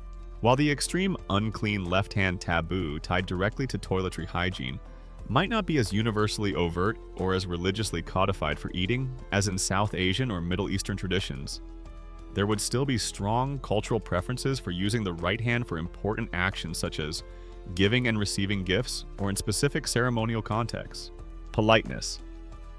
Intricate rules of utensil etiquette and respect for shared food were paramount, achieving similar ends of order and civility at the table, even if the specific anxieties about the left hand's ritual impurity for eating itself were perhaps less emphasized than in cultures where direct hand-to-food contact was the norm. You can almost imagine a sophisticated Song or Ming Dynasty scholar observing European hand-eating habits with polite curiosity, perhaps thinking, "You delightful Europeans are still using your hands for solid food. How charmingly direct. And what's all this fuss about left versus right? Just pick a hand master the art of not sloshing soup everywhere and try to avoid discussing business until after the third cup of tea." Honestly, delivered of course with the utmost gentle historical humor, not as an actual judgment. Across many traditional societies in sub-Saharan Africa, as well similar customs of reserving the left hand for personal hygiene and the right hand for eating, greeting, and social exchange were, and in many places still are, deeply rooted. These are not arbitrary rules, but integral parts of communal living, respect, and well-understood social codes. A quirky or fringe tidbit that highlights the intensity of this cultural conditioning is the fact that in many societies with strong left-hand taboos, naturally left-handed individuals would be strictly and often forcefully trained from earliest childhood to use their right hand for all clean and public activities, especially eating. This could involve tying the left hand behind their back or other forms of, to us, rather harsh corrective training. While this ensured social conformity and adherence to crucial hygiene and etiquette norms, it must have been incredibly challenging for those whose natural inclination was towards the left. So as you sit at your Renaissance banquet, Egeria, this brief mental detour around the globe, might offer a strange sort of comfort, or at least a broader context. The intense focus on your right hand isn't some isolated, bizarre European eccentricity. It's part of a much larger, almost global human story about purity, order, and the way societies navigate the very practical challenges of communal living and eating, especially before the widespread advent of modern sanitation and individualized cutlery. The specific religious and symbolic justifications might vary from culture to culture, but the underlying principle of designating one hand for honor and cleanliness and the other for less salubrious tasks seems to be a remarkably common human solution. Imagine being an intrepid Renaissance traveler like a merchant or a diplomat trying to keep all these local hand etiquette rules straight. Okay, so in Florence, the left hand is definitely bad for touching the roasted pheasant. In Isfahan, it's even worse for reaching for the communal kebab platter. In that village in the Congo Basin, it's a major no-no for accepting the offered kola nut. Wait, where am I again this week? Perhaps I'll just keep both hands firmly in my lap and hope someone offers to feed me like a slightly bewildered but very polite baby bird. It certainly puts your current banquet challenge into a wider perspective. Section 11. Your brief mental excursion around the globe, Egeria, comparing hand habits from distant lands has brought you back to the glittering candlelit reality of your Renaissance banquet with a sharpened awareness. You now understand that this intense focus on right-hand purity isn't some isolated European whim. It taps into a deep, cross-cultural current of hygiene symbolism and social order. Armed with this knowledge, you become an even keener observer of the subtle dramas unfolding at your own table. You start to notice with an almost anthropological eye, what happens when someone, even for a fleeting moment, forgets the cardinal rule of the dominant dexter hand? Perhaps it's a younger guest, not yet fully schooled in the rigorous ballet of high society dining, who instinctively reaches with their left hand to steady a wobbling piece of fruit on their trencher. Or maybe it's a slightly flustered gentleman engrossed in animated conversation, who unthinkingly uses his left hand to gesture with a breadstick, narrowly avoiding the elaborate coiffure of the lady beside him. Or perhaps in a moment of distraction, even you, Egeria, feel your own left hand begin an illicit journey towards a particularly tempting sugared violet, only to catch yourself at the last second. The consequences of such a transgression, even a minor one, are rarely overt or dramatic. No trumpets sound an alarm, no trapdoors open beneath the offender's chair. Instead, the disapproval is communicated through a series of subtle, almost imperceptible yet socially devastating cues. You might see a quick, sharp glance from a more established diner, a look that lasts no more than a heartbeat but carries the weight of centuries of ingrained propriety. A nearby conversation might falter for a split second, a tiny, almost inaudible pause before it resumes just a fraction too brightly. The Dowager Duchess, Isabella Eleonora Lucrezia von und zu Schnitzelberg, whose social antennae are legendary and whose disapproval can reportedly curdle milk at 20 paces, might exhibit a slight, almost microscopic flaring of her nostrils, or the faintest tightening of her already formidably corseted posture. It's like the social Olympics of silent hand-shaming, a gold medal performance in conveying utter disdain without uttering a single syllable. These are the quiet, crushing rebukes of polite society, far more effective in their subtlety than any loud admonishment. A mainstream historical fact is that breaches of Renaissance table etiquette, such as the improper use of the left hand for eating or handling food, could indeed lead to significant social disapproval, acute personal embarrassment, and tangible damage to one's reputation for civility and good breeding. Since these manners were such key markers of social status and refinement, failing to adhere to them was akin to publicly announcing your lack of proper upbringing or your unfamiliarity with the norms of elite society. If the transgression is minor or committed by someone clearly uninitiated, it might pass with only these silent glances. But if the offense is more noticeable, or if the offender is someone who should know better, the reactions can become slightly more direct, though. Still usually couched in the polite, indirect language of the era. Imagine being the poor, unfortunate soul. Perhaps a young merchant trying to make a good impression who repeatedly uses his left hand to convey food to his mouth. The host, a man renowned for his exquisite manners and his even more exquisite impatience with social inepts, might lean over with a devastatingly charming smile and murmur just loud enough for those nearby to overhear. "My dear Master Cuthbert, such a fascinating technique, Duke. Tell us, is that the latest dining fashion from the wilder northern provinces? Here in Florence, we tend to find the right hand so reliably effective for the venison." The underlying message, of course, is crystal clear. You, sir, are eating like a barbarian, and everyone has noticed.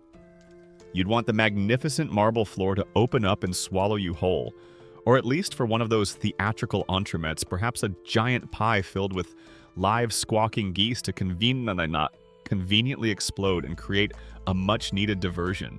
The courtesy books we discussed earlier are quite clear on the importance of these rules, and by implication the shame associated with breaking them. They are, after all, guides to civility. To act uncivilly is to act outside the bounds of accepted polite society. And for those whose social standing is precarious or aspirational, the fear of committing such a visible error of being marked as ill-bred or rustic would be a powerful motivator for constant self-monitoring. The actual severity and frequency of direct social sanctions for minor breaches of table etiquette, like left-hand use versus the more constant and perhaps more potent force of internalized self-policing, due to the fear of disapproval, is difficult to precisely quantify from historical sources. though the sheer volume of advice on this topic in conduct literature strongly suggests a high degree of social pressure to conform. Children, of course, would be rigorously trained in these matters from their earliest years. You can imagine a stern Renaissance governess or a no-nonsense tutor, patiently, or perhaps not so patiently, correcting a child's wayward left hand at the nursery table. No, little Beatrice, the right hand for your sugared plum, dear. The left hand is for, well, for holding your prayer book very still during Mass. Yes, that's it. A gentle tap on the offending knuckles with a silver spoon might not have been uncommon. Renaissance children learning these intricate table manners were probably like tiny, adorable, and slightly terrified etiquette ninjas in training, constantly on guard against the treacherous impulses of their own sinister appendages. Even the servants would be expected to adhere to this right-hand rule when serving, always presenting dishes pouring wine, or offering napkins with their right hand, further reinforcing the visual norm for the diners. A quirky or fringe tidbit is found in some satirical Renaissance texts or comedic plays of the period, which often lampooned characters who were boorish oafish or had hilariously terrible table manners. These caricatures would frequently highlight specific offenses like eating with the left hand, licking fingers noisily, double dipping in communal sauces, or even, heaven forbid, wiping their greasy nose on the pristine tablecloth. The fact that these behaviors were considered ripe for comedy indicates they were recognized social failings, cautionary tales, wrapped in laughter, reminding everyone of the standards they were expected to uphold. So, as the banquet progresses, course after magnificent course, you Egeria maintain your vigilant right-handed decorum. The occasional near slip only serves to heighten your awareness of the constant, subtle performance. It's a world where a seemingly small gesture carries immense social weight, where the silent language of the hands speaks volumes about one's place in the intricate, hierarchical, and always fascinating world of the Renaissance. The glances and quiet scorn are powerful enforcers of this unspoken code. Section 12. You're becoming quite adept at this Renaissance banquet ballet Egeria. Your right hand, a paragon of well-trained dexterity, now plucks choice. Morsels, wields your knife with subtle grace, and raises your goblet with nary a tremor. Your left hand, meanwhile, has achieved a state of zen-like repose, a model of polite inactivity, its potentially sinister impulses thoroughly under control. You've observed the subtle, almost telepathic current of social judgment that ripples through the assembled company whenever a minor, hand-related faux pas occurs, and you've taken copious mental notes. But as you sit there, carefully ensuring your own conformity to these intricate rules, a new thought might begin to percolate through your mind. What about those who aren't naturally right-handed? What was this whole elaborate, high-stakes dining experience like for a naturally left-handed person in an era so utterly convinced of the right hand's inherent superiority? It's a sobering consideration. Left-handed individuals, making up roughly 10% of the population, then as now weren't some strange new Renaissance invention. They have always existed. Yet they found themselves born into a world overwhelmingly designed for and ideologically biased towards the right-handed. A mainstream historical fact is that throughout much of history, including the Renaissance left-handed individuals, often faced significant social pressure, discrimination, and concerted efforts to force them to conform to right-handed norms, particularly for important public activities like writing and eating. This wasn't just a gentle suggestion. It was often a rigorous and sometimes harsh process of retraining. Imagine yourself as one of these individuals, a natural sinistral at this very banquet. Every instinct tells you to reach for that tempting piece of sugared ginger with your more agile, more comfortable left hand. But you know with absolute certainty that doing so would invite those chilling glances, those subtle markers of social disapproval we've discussed. So you are forced into a constant conscious effort to use your non-dominant right hand for tasks that require precision and grace. It would be like being forced to write a delicate love sonnet with your feet while simultaneously juggling several extremely fragile, very expensive Venetian glass goblets filled with hippocras. Every single bite becomes a high-wire act, a performance fraught with the potential for social doom. Oops, there goes that perfectly roasted fig launched into the stratosphere by my rebellious, insufficiently trained, and frankly quite resentful right hand. My apologies, Your Grace, I was merely attempting to aerate it. The challenges would be immense. The simple act of cutting meat on your trencher with your right hand if your left is naturally stronger and more coordinated would be awkward and clumsy. Spearing a slippery piece of eel or a delicate oyster with the point of your knife using your non-dominant hand. A recipe for minor disaster, likely resulting in said eel or oyster making an unscheduled flight across the table or worse, landing with a plop in your neighbor's lap. Even raising a shared goblet without a noticeable tremor or a potentially disastrous spill would require intense concentration, robbing the meal of much of its convivial pleasure. And all this under the constant hawk-like scrutiny of your fellow diners, ever watchful for any breach of decorum. This societal pressure to conform often began in early childhood. Left-handed children were frequently compelled, sometimes through shaming, sometimes through physical correction like tying the left hand behind their back, or a sharp rap on the knuckles to write eat and perform all other proper actions with their right hand. The aim was to correct this perceived abnormality, this deviation from the accepted norm. Your Renaissance school report, had you been a natural lefty, might have read something like, Egeria minor shows a commendable grasp of Virgil, but exhibits a most worrying and persistent tendency towards sinister penmanship and an unnatural inclination to favor the left hand when consuming her midday pottage. Prescribed treatment significantly more right-handed lute practice, a daily recitation of psalms, extolling the virtues of the dexter side, and possibly a very stern, slightly intimidating chat with the local parish priest regarding the theological implications of leftward leanings just in case. The lived experience of naturally left-handed individuals during the Renaissance, and the extent to which they were able to adapt, conceal their natural preference, or even in rare instances, subtly resist these overwhelming societal pressures for right-handed conformity is an area where direct historical evidence from their own perspective is often frustratingly scarce. Relying on interpretations of broader cultural norms, medical texts that sometimes discussed curing left-handedness, and the occasional textual or artistic clues that hint at their struggles. It's a hidden history of discomfort and enforced adaptation. The negative associations we've discussed surrounding the left hand banan, its connection to uncleanliness, bad luck, and even demonic influence, would have been particularly burdensome for those naturally inclined to use it. In a superstitious age, being overtly left-handed might not just mark you as clumsy or ill-bred. It could in some quarters make you an object of suspicion, someone perceived as inherently other, perhaps even touched by something malevolent. What strategies might a left-handed person employ to navigate this? Some, through relentless practice, may have developed a degree of ambidexterity, or at least become proficient enough with their right hand to pass muster in public. Others might have found very subtle, almost invisible ways to use their left hand for support, or minor steadying actions hoping no one would notice. Perhaps some overcompensated by being even more meticulous and flamboyant in their adherence to other aspects of etiquette, deflecting attention from their hand use. A quirky or fringe tidbit that some historians and art critics discuss is the analysis of famous historical figures known or suspected to be left-handed, such as Leonardo da Vinci, though he was famously capable with both hands and wrote his notes in mirror script with his left.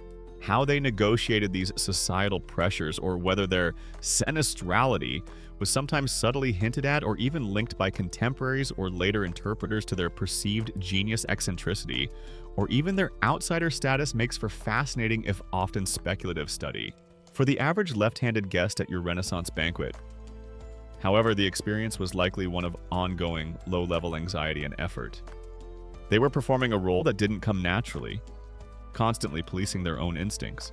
If a naturally left-handed person managed to eat an entire complex, multi-course banquet, flawlessly using only their right hand without a single spill or awkward fumble, the best they could probably hope for from an observant contemporary was a slightly surprised, "My dear fellow, you handle your knife and your trencher with your right hand almost as if you were born to it." High praise indeed under the circumstances. Or perhaps a very subtly backhanded, or should that be right-handed compliment?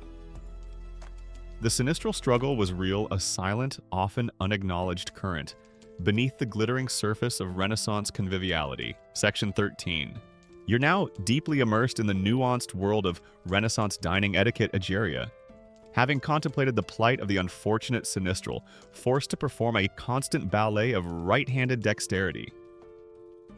Your own right hand is by now a seasoned professional at the three-fingered pluck and the delicate knife-point spear, while your left hand has achieved a state of almost beatific repose, a silent partner in this elaborate performance of civility.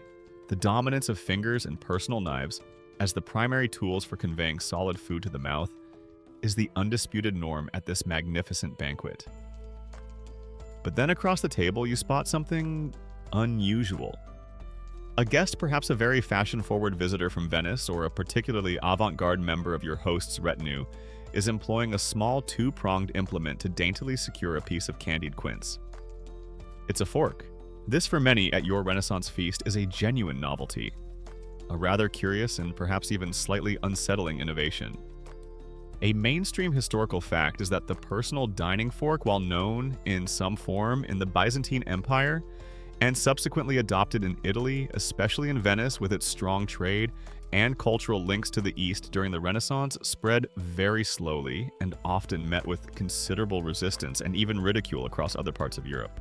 It wouldn't become a commonplace item in England, France, or Germany until well into the 17th or even 18th centuries.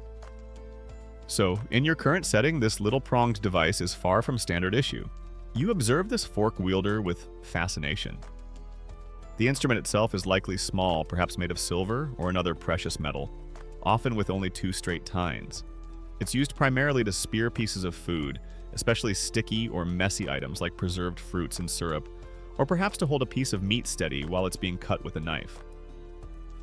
It's not yet the multi-tined, curved implement we know today, capable of scooping as well as spearing. Then you spot it. This rather sophisticated guest, probably a very suave Venetian gentleman with an impeccably trimmed beard and an air of effortless continental chic, is wielding this tiny two-pronged contraption. He's elegantly securing a sugared fig with it. The sheer audacity, the unadulterated daintiness of it all, your mind whirls. Is it some sort of miniature personalized trident for engaging in polite dinner table skirmishes with rebellious grapes? Or perhaps an elaborate grooming tool for very small, very fancy poodles that has somehow wandered onto the dinner table? The reactions of your fellow diners to this display of fork-wielding prowess are likely mixed. Some, particularly those with Italian connections or aspirations to the height of fashion, might look on with admiration or studied nonchalance as if to say, "Ah, yes, the fork.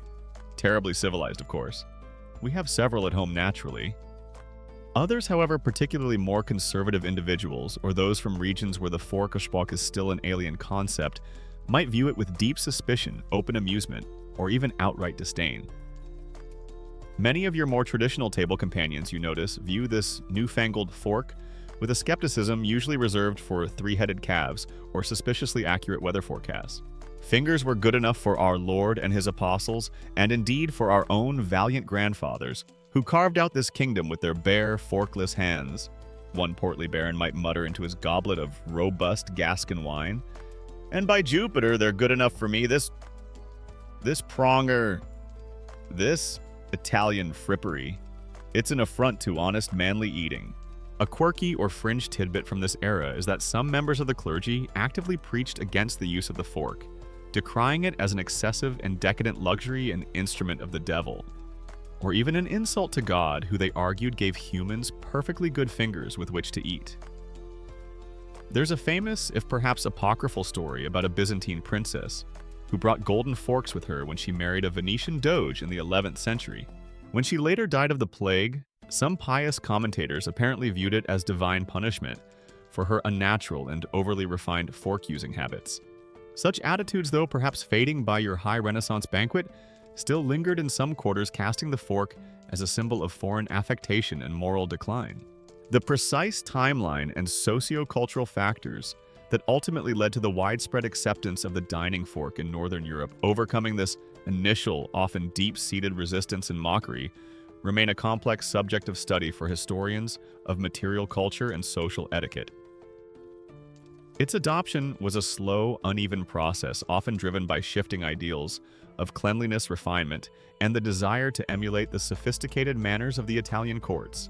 For now at your banquet, the fork is still largely an outlier. You watch how this daring individual uses it. Typically in these early stages of adoption, the fork might be held in the right hand to spear a piece of food and bring it to the mouth. Or if meat needs cutting, the fork still in the right hand, or sometimes transferred to the left, just to steady the meat pins the morsel to the trencher while the right hand wields the knife. The later, more familiar European style of holding the fork in the left hand and the knife in the right for simultaneous cutting and eating is still some way off from becoming standard practice for most. So, your own left-hand Egeria still enjoying its extended state-sanctioned vacation in your lap probably gives a little sigh of relief. Phew, it thinks with a smug little twitch of its unused fingers. For a dreadful moment there, when that shiny, pointy thing appeared, I thought I might actually have to do something productive and coordinated at dinner. Crisis averted. As you were. The introduction of the fork, however gradual and controversial, did begin to subtly alter table dynamics. It offered a way to handle certain foods with arguably greater cleanliness and less direct finger contact. It could allow for the serving of more elaborate or saucier dishes that were difficult to manage with fingers alone. Over time, it would contribute to a further distancing of the diner from the direct tactile engagement with their food, part of that larger civilizing process we've touched upon.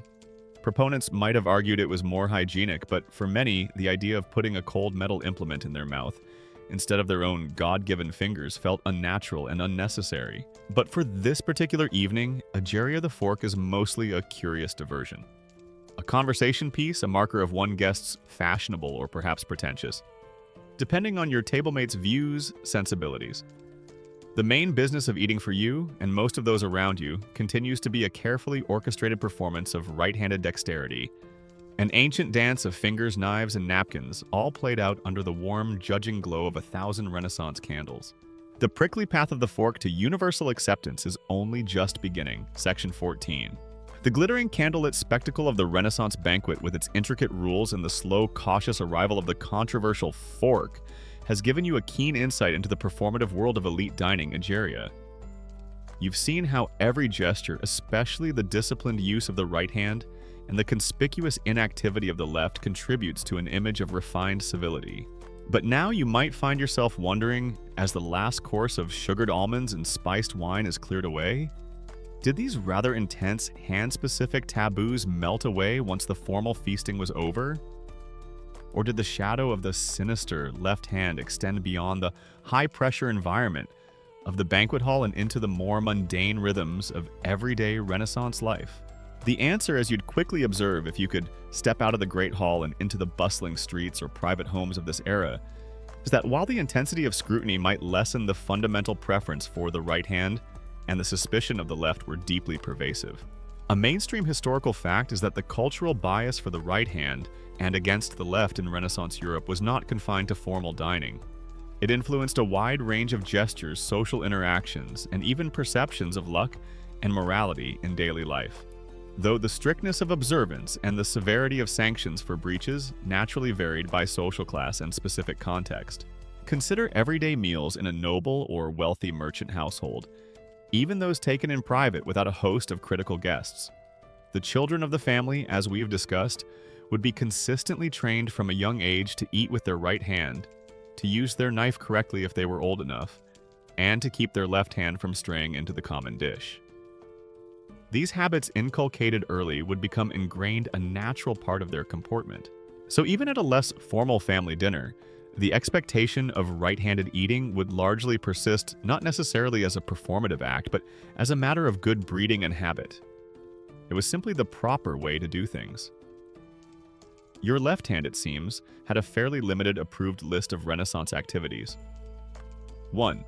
Looking thoughtfully and pensively idle. 2.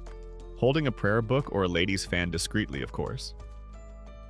3. Occasionally being permitted to steady a piece of parchment while the right hand did the important work of writing. For almost anything else of social significance, you were expected to consult your right hand's very busy and officially sanctioned schedule. What about the common folk, the artisans, the shopkeepers, the peasants? The degree to which commoners in the Renaissance internalized and consistently practiced the same strict right-hand dominance in their private everyday eating habits, as was meticulously detailed in the courtesy books aimed at the elite, is challenging to definitively ascertain, as most prescriptive literature naturally focused on the upper classes, leaving historians to infer common practices from more indirect sources like folk tales, proverbs, popular art, and occasional court records detailing less civilized behaviors. However, the fundamental hygiene-based reasons for preferring the right hand for eating especially in an era with rudimentary sanitation and where food was often eaten from shared bowls or with bare hands, would have been just as if not more pertinent for the lower classes, for the lower ba. While they might not have been agonizing over the correct three-finger grip for a piece of cheese, the basic instinct to use the cleaner hand for food would likely have been widespread. A matter of practical sense passed down through generations. Beyond eating, this right-hand preference permeated many other social interactions. When greeting someone, you would offer your right hand for a handshake or a grasp of the forearm. To offer the left would be a sign of disrespect, a deliberate slight, or at best an indication of extreme social ignorance. When giving or receiving an object, be it a coin, a piece of fruit, or a letter, the right hand was invariably used. Trying to pay the local baker for your daily loaf of bread with your left hand? He might just pause, look at you as if you've offered him a piece of cursed goblin gold or perhaps a live toad, and then politely but firmly indicate, "The other hand, good sir, or madam, if you please. Unless, of course, you're deliberately trying to hex my sourdough starter, in which case we shall have words and possibly involve the parish priest."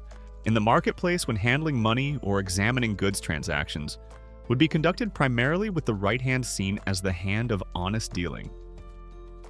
In religious observance outside of formal liturgy, such as making the sign of the cross, in a private prayer, or when passing a church, the right hand was exclusively used.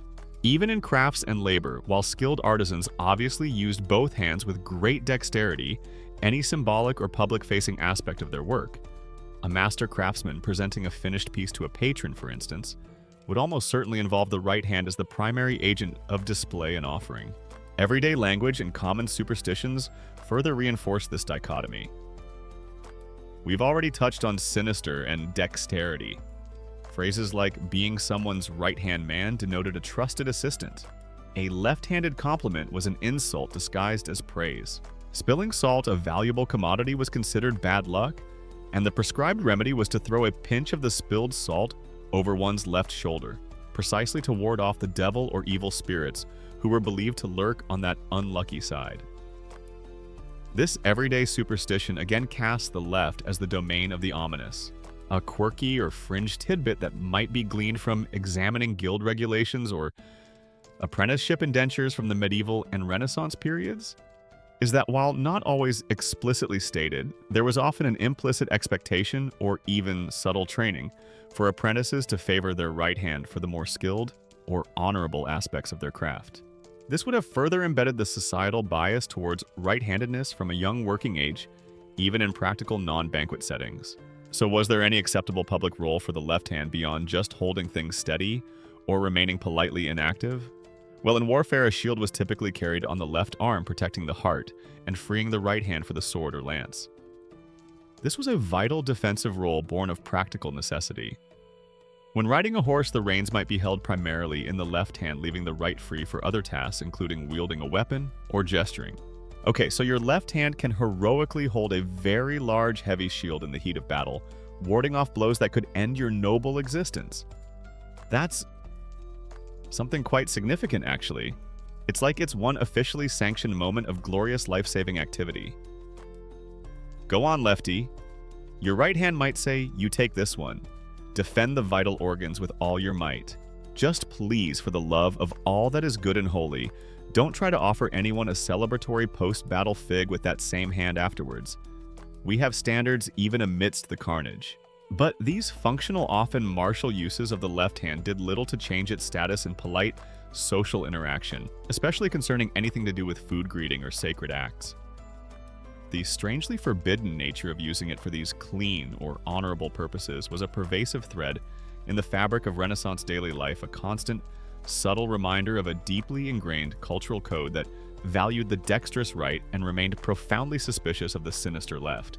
You've navigated the treacherous currents of the Renaissance banquet.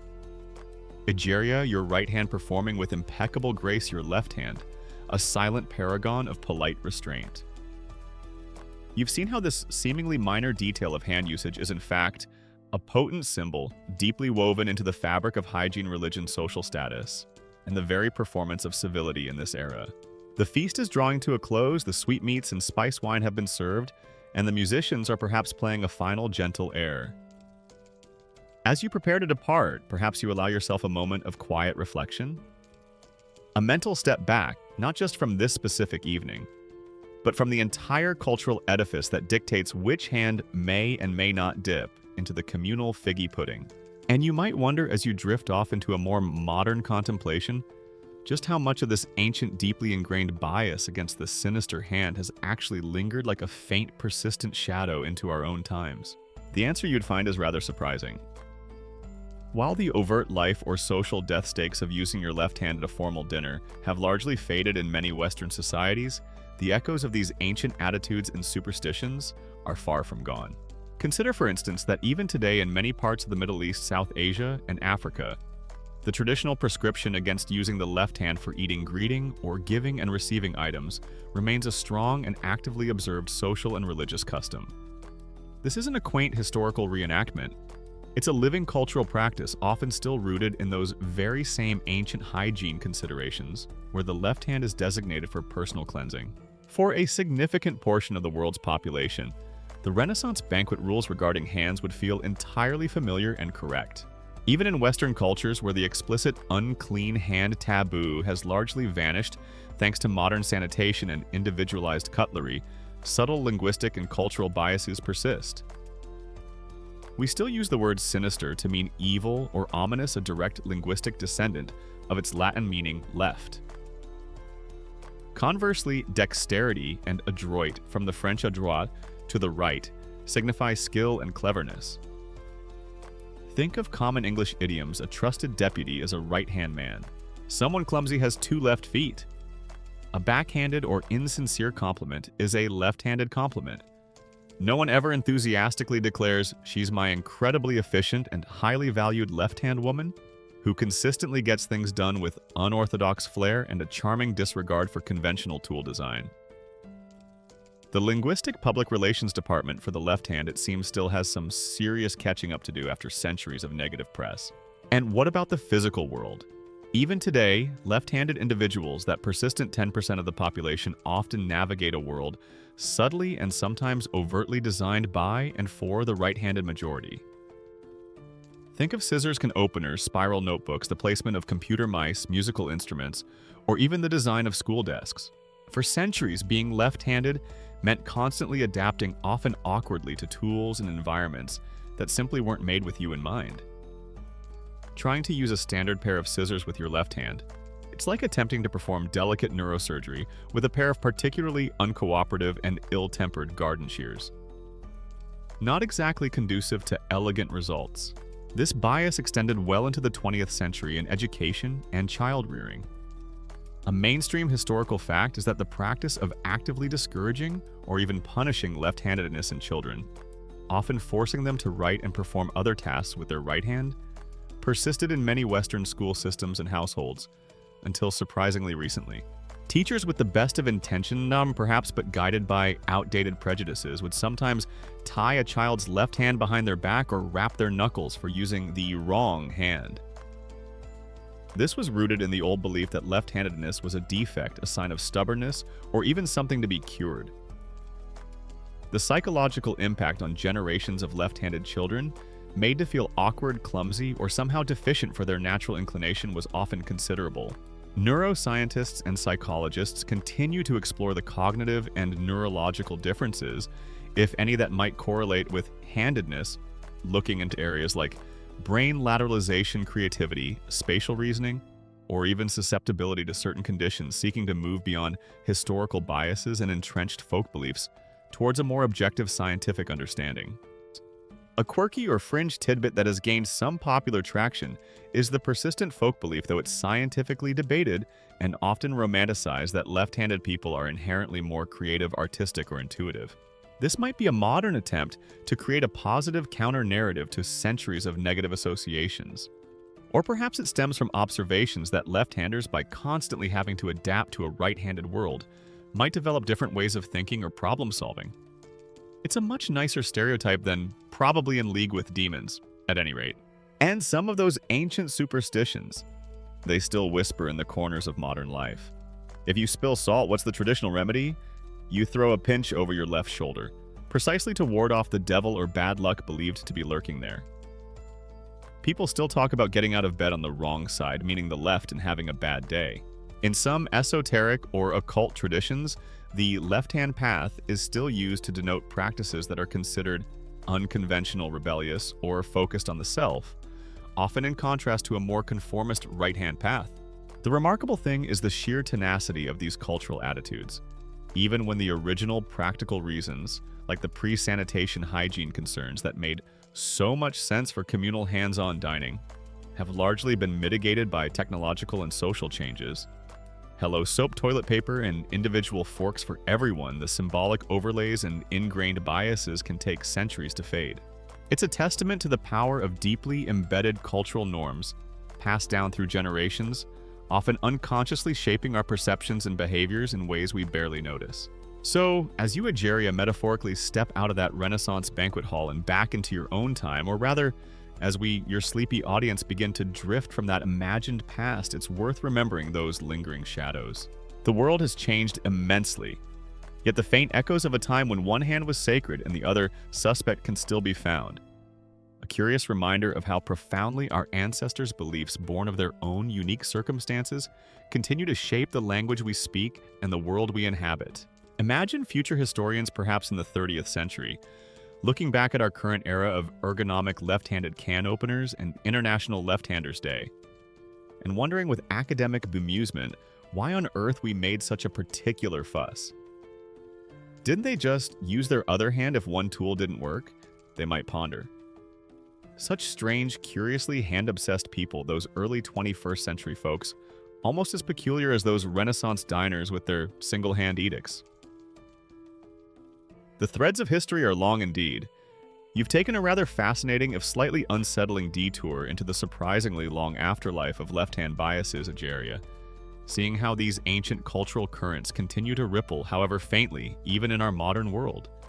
But now let's gently steer our sleepy thoughts back to your Renaissance banquet, to that candlelit hall filled with sumptuously dressed nobles and the ghosts of unspoken rules. We've explored the practical, religious, and social reasons behind the strict preference for the right hand.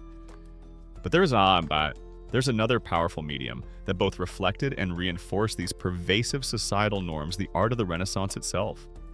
Paintings, sculptures, manuscript illuminations, and even early prints often acted as silent visual witnesses to and subtle enforcers of these very conventions of hand usage. Art in the Renaissance wasn't just about creating pretty pictures or capturing a likeness.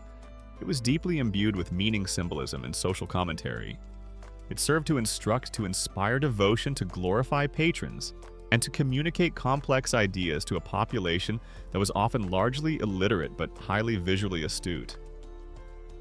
And the depiction of hands, their gestures, their activity, and crucially which hand was being used for what, was a significant part of this visual language. So you're largely looking at a grand Renaissance painting of, say, a biblical feast. Everyone is elegantly and piously right-handing their way through the symbolic grapes and unleavened bread. If you happen to spot a minor character in the shadowy background, somewhat awkwardly trying to sneak an olive with their left hand, they're probably either the villain of the piece, a coded representation of a social outcast, or simply very, very bad at following the artist's extremely specific, no sinister snacking allowed in this sacred composition memo. Consider depictions of banquets and feasts a popular theme in both religious and increasingly secular art. Leonardo da Vinci's The Last Supper. For instance, a cornerstone of Renaissance art shows Christ and his apostles arrayed around the table. Observe their hands. While gestures vary the primary interactions with food, what little is shown being actively eaten, and the passing of communal elements would almost invariably be depicted with the right hand, reflecting the expected decorum even at this most sacred of meals. Other biblical feast scenes like the wedding at Cana, or the feast in the house of Levi by artists such as Veronese, present vast bustling canvases where the conventions of hand usage amidst the throngs of figures would subtly underscore the order and propriety, or sometimes the notable lack thereof, if a critique was intended of the depicted event. Portraiture, another booming genre in the Renaissance, as wealthy individuals sought to immortalize their likeness, and status offers a masterclass in the subtle language of hands. When you look at portraits of nobles, merchants, scholars, or high-ranking clergy, pay close attention to how their hands are posed. More often than not, the right hand is prominently displayed, perhaps resting on the arm of a chair holding a symbol of their profession or status. A book, a pair of gloves, a flower the hilt of a sword, or making a specific, meaningful gesture. The left hand, if visible at all, is often depicted in a more passive role, resting gently, perhaps holding the edge of a cloak or subtly supporting an object held by the right. It's rarely the primary agent of action or display. Significant gestures, a hand raised in blessing a finger pointing towards a divine truth, a hand placed over the heart in a display of piety or sincerity, are almost exclusively right-handed. A mainstream historical fact is that Renaissance art, in both its sacred and secular manifestations, frequently reflected and reinforced prevailing cultural norms regarding hand usage. Artists often portrayed significant virtuous or authoritative actions being performed with the right hand, while the left hand was typically assigned a more passive or subordinate role, if not subtly associated with negativity or inferiority in certain contexts. In religious narrative scenes beyond the Last Judgment, where, as we noted, the right/left division of saved and damned is starkly obvious, these conventions are everywhere. In Annunciation scenes, the Archangel Gabriel often delivers his divine message with a right-handed gesture of speech or blessing, while the Virgin Mary might receive it with her right hand raised in surprise or acceptance or piously holding a prayer book. In depictions of the Nativity or the Adoration of the Magi, the hands offering gifts to the Christ child or those clasped in prayer are overwhelmingly right hands. Christ's miracles, his acts of healing or raising the dead, are almost invariably performed with a powerful, authoritative right-handed gesture. Conversely, when artists wanted to subtly code a character as negative, untrustworthy, or even demonic, they might employ the left hand in a more conspicuous or incorrect way. Judas Iscariot at the Last Supper is sometimes distinguished from the other apostles, not just by his dark countenance or his clutching of the money bag, but perhaps by an awkward or furtive gesture with his left hand, or by reaching for food in a manner that subtly breaks the established table etiquette. A quirky or fringe tidbit in some highly detailed Renaissance depictions of hell or scenes of demonic temptation. You might find demons perversely mimicking sacred right-handed gestures, but using their left hands or engaging in chaotic, gluttonous feasting, using both hands indiscriminately or even primarily the left as a visual shorthand for their inversion of divine and social order. Demons in Renaissance art rarely exhibit good table manners, you'll notice. They're often depicted as aggressively two-fisted with their brimstone and soul buffets, probably using their left claws to spear particularly unfortunate sinners. It's as if the artist is visually screaming, "See evil," and also just terrible dinner guests, would definitely not invite to my next heavenly banquet. Art historians continue to analyze the nuanced symbolism of hand gestures and the concept of laterality in Renaissance art, debating the extent to which specific depictions were conscious, iconographic choices deliberately made by artists to convey complex meanings versus unexamined, almost instinctual reflections of pervasive cultural biases and visual conventions, and furthermore, how these subtle visual cues were actively interpreted by contemporary viewers from different social and educational backgrounds. It's likely a mixture of both. Artists, being products of their time, would have internalized these norms, but they could also consciously manipulate them to add layers of meaning for a discerning audience. You wonder if Renaissance artists ever had a naturally left-handed model for, say, a portrait of a pious saint or a noble patron. Did they gently, or not so gently, insist that the model pose in a right-handed fashion to ensure the portrait conveyed the appropriate sense of virtue and divine approval? Sorry, Lorenzo, my dear fellow. You're naturally contemplative, resting my chin on my left hand whilst pondering the ephemeral nature of existence. Pose is just a tad too thematically edgy for this particular commission for the bishop's private chapel. Right hand on the skull, if you please, and try to look a bit more divinely sanctioned and less like you're about to pen a rebellious manifesto with your sinister appendage. These visual conventions, repeated in countless paintings, sculptures, woodcuts, and illuminated manuscripts, acted as a powerful silent form of social conditioning.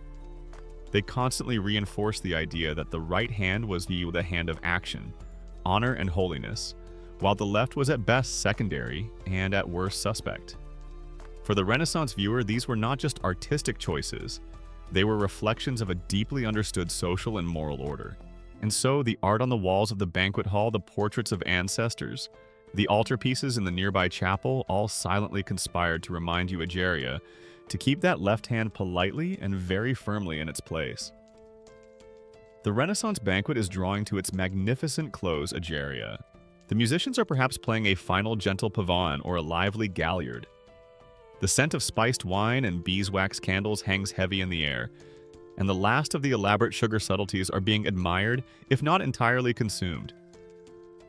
You've navigated this glittering social labyrinth with newfound understanding, your right hand a paragon of learned grace, your left a model of well-behaved, almost saintly repose. You've seen how the art on the walls, the pronouncements in the courtesy books, the very structure of communal dining, and the deep currents of religious symbolism all conspire to elevate one hand and subtly suppress the other. But as you prepare to take your leave, perhaps you ponder the bigger picture. What does this seemingly small, almost trivial rule about not eating with your left hand truly signify about the broader mindset of the Renaissance? It's about far more than just avoiding a few stray crumbs or offending the Dowager Duchess's delicate sensibilities. This specific dining rule, you realize, is a tiny yet remarkably potent thread in a much larger tapestry, the Renaissance desire for order, control, and the very definition of what it meant to be civilized. The Renaissance, for all its glorious artistic explosions, its intellectual ferment, and its rediscovery of classical wisdom, was also an era grappling with profound anxieties. It was emerging from what many of its own thinkers perceived as the relative chaos or barbarism of the preceding medieval centuries. It was a time of immense change. The unsettling challenges of the Reformation, tearing at the fabric of Christian unity, the rise of powerful nation-states, often in conflict, the devastating recurrences of plague, and the dawning, often bewildering encounters with new worlds and different cultures through exploration. In such a world, the imposition of order, the establishment of clear rules for behavior, and the cultivation of self-control became increasingly important, particularly for the elite who sought to define and defend their status. The Renaissance really loved rules, didn't it? Rules for perspective in painting, rules for the scansion of a sonnet, rules for how to sigh with precisely the correct degree of melancholic elegance when viewing a particularly poignant sunset. So of course it followed that they would have very specific, very seriously regarded rules for which hand was permitted to politely convey a sugared almond to one's lips.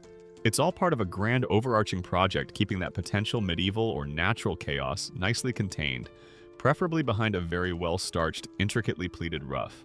The control of the body, its gestures, its very deportment, became a powerful metaphor for and a practical means of achieving a more ordered mind and a well-regulated soul. And by extension, a society composed of such controlled, civilized individuals would itself be more stable, more harmonious, more pleasing to both God and man.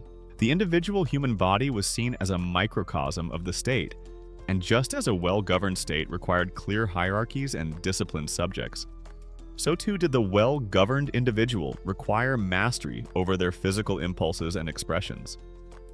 Using the correct hand at table was a small but constant performance of this self-mastery.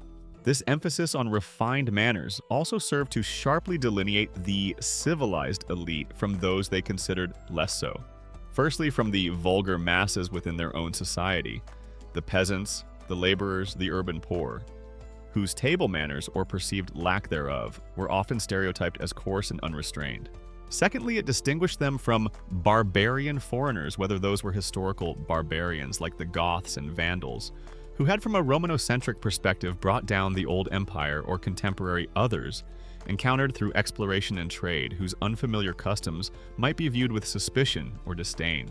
Civilized in the Renaissance, you reflect, meant you could probably effortlessly quote Plato in the original Greek, appreciate the subtle chiaroscuro in a newly unveiled Caravaggio, and consume an entire roasted lark using only the approved 3 fingers of your right hand, without looking like you just wrestled a particularly juicy and slightly uncooperative badger. It was by all accounts a rather demanding, multifaceted skill set.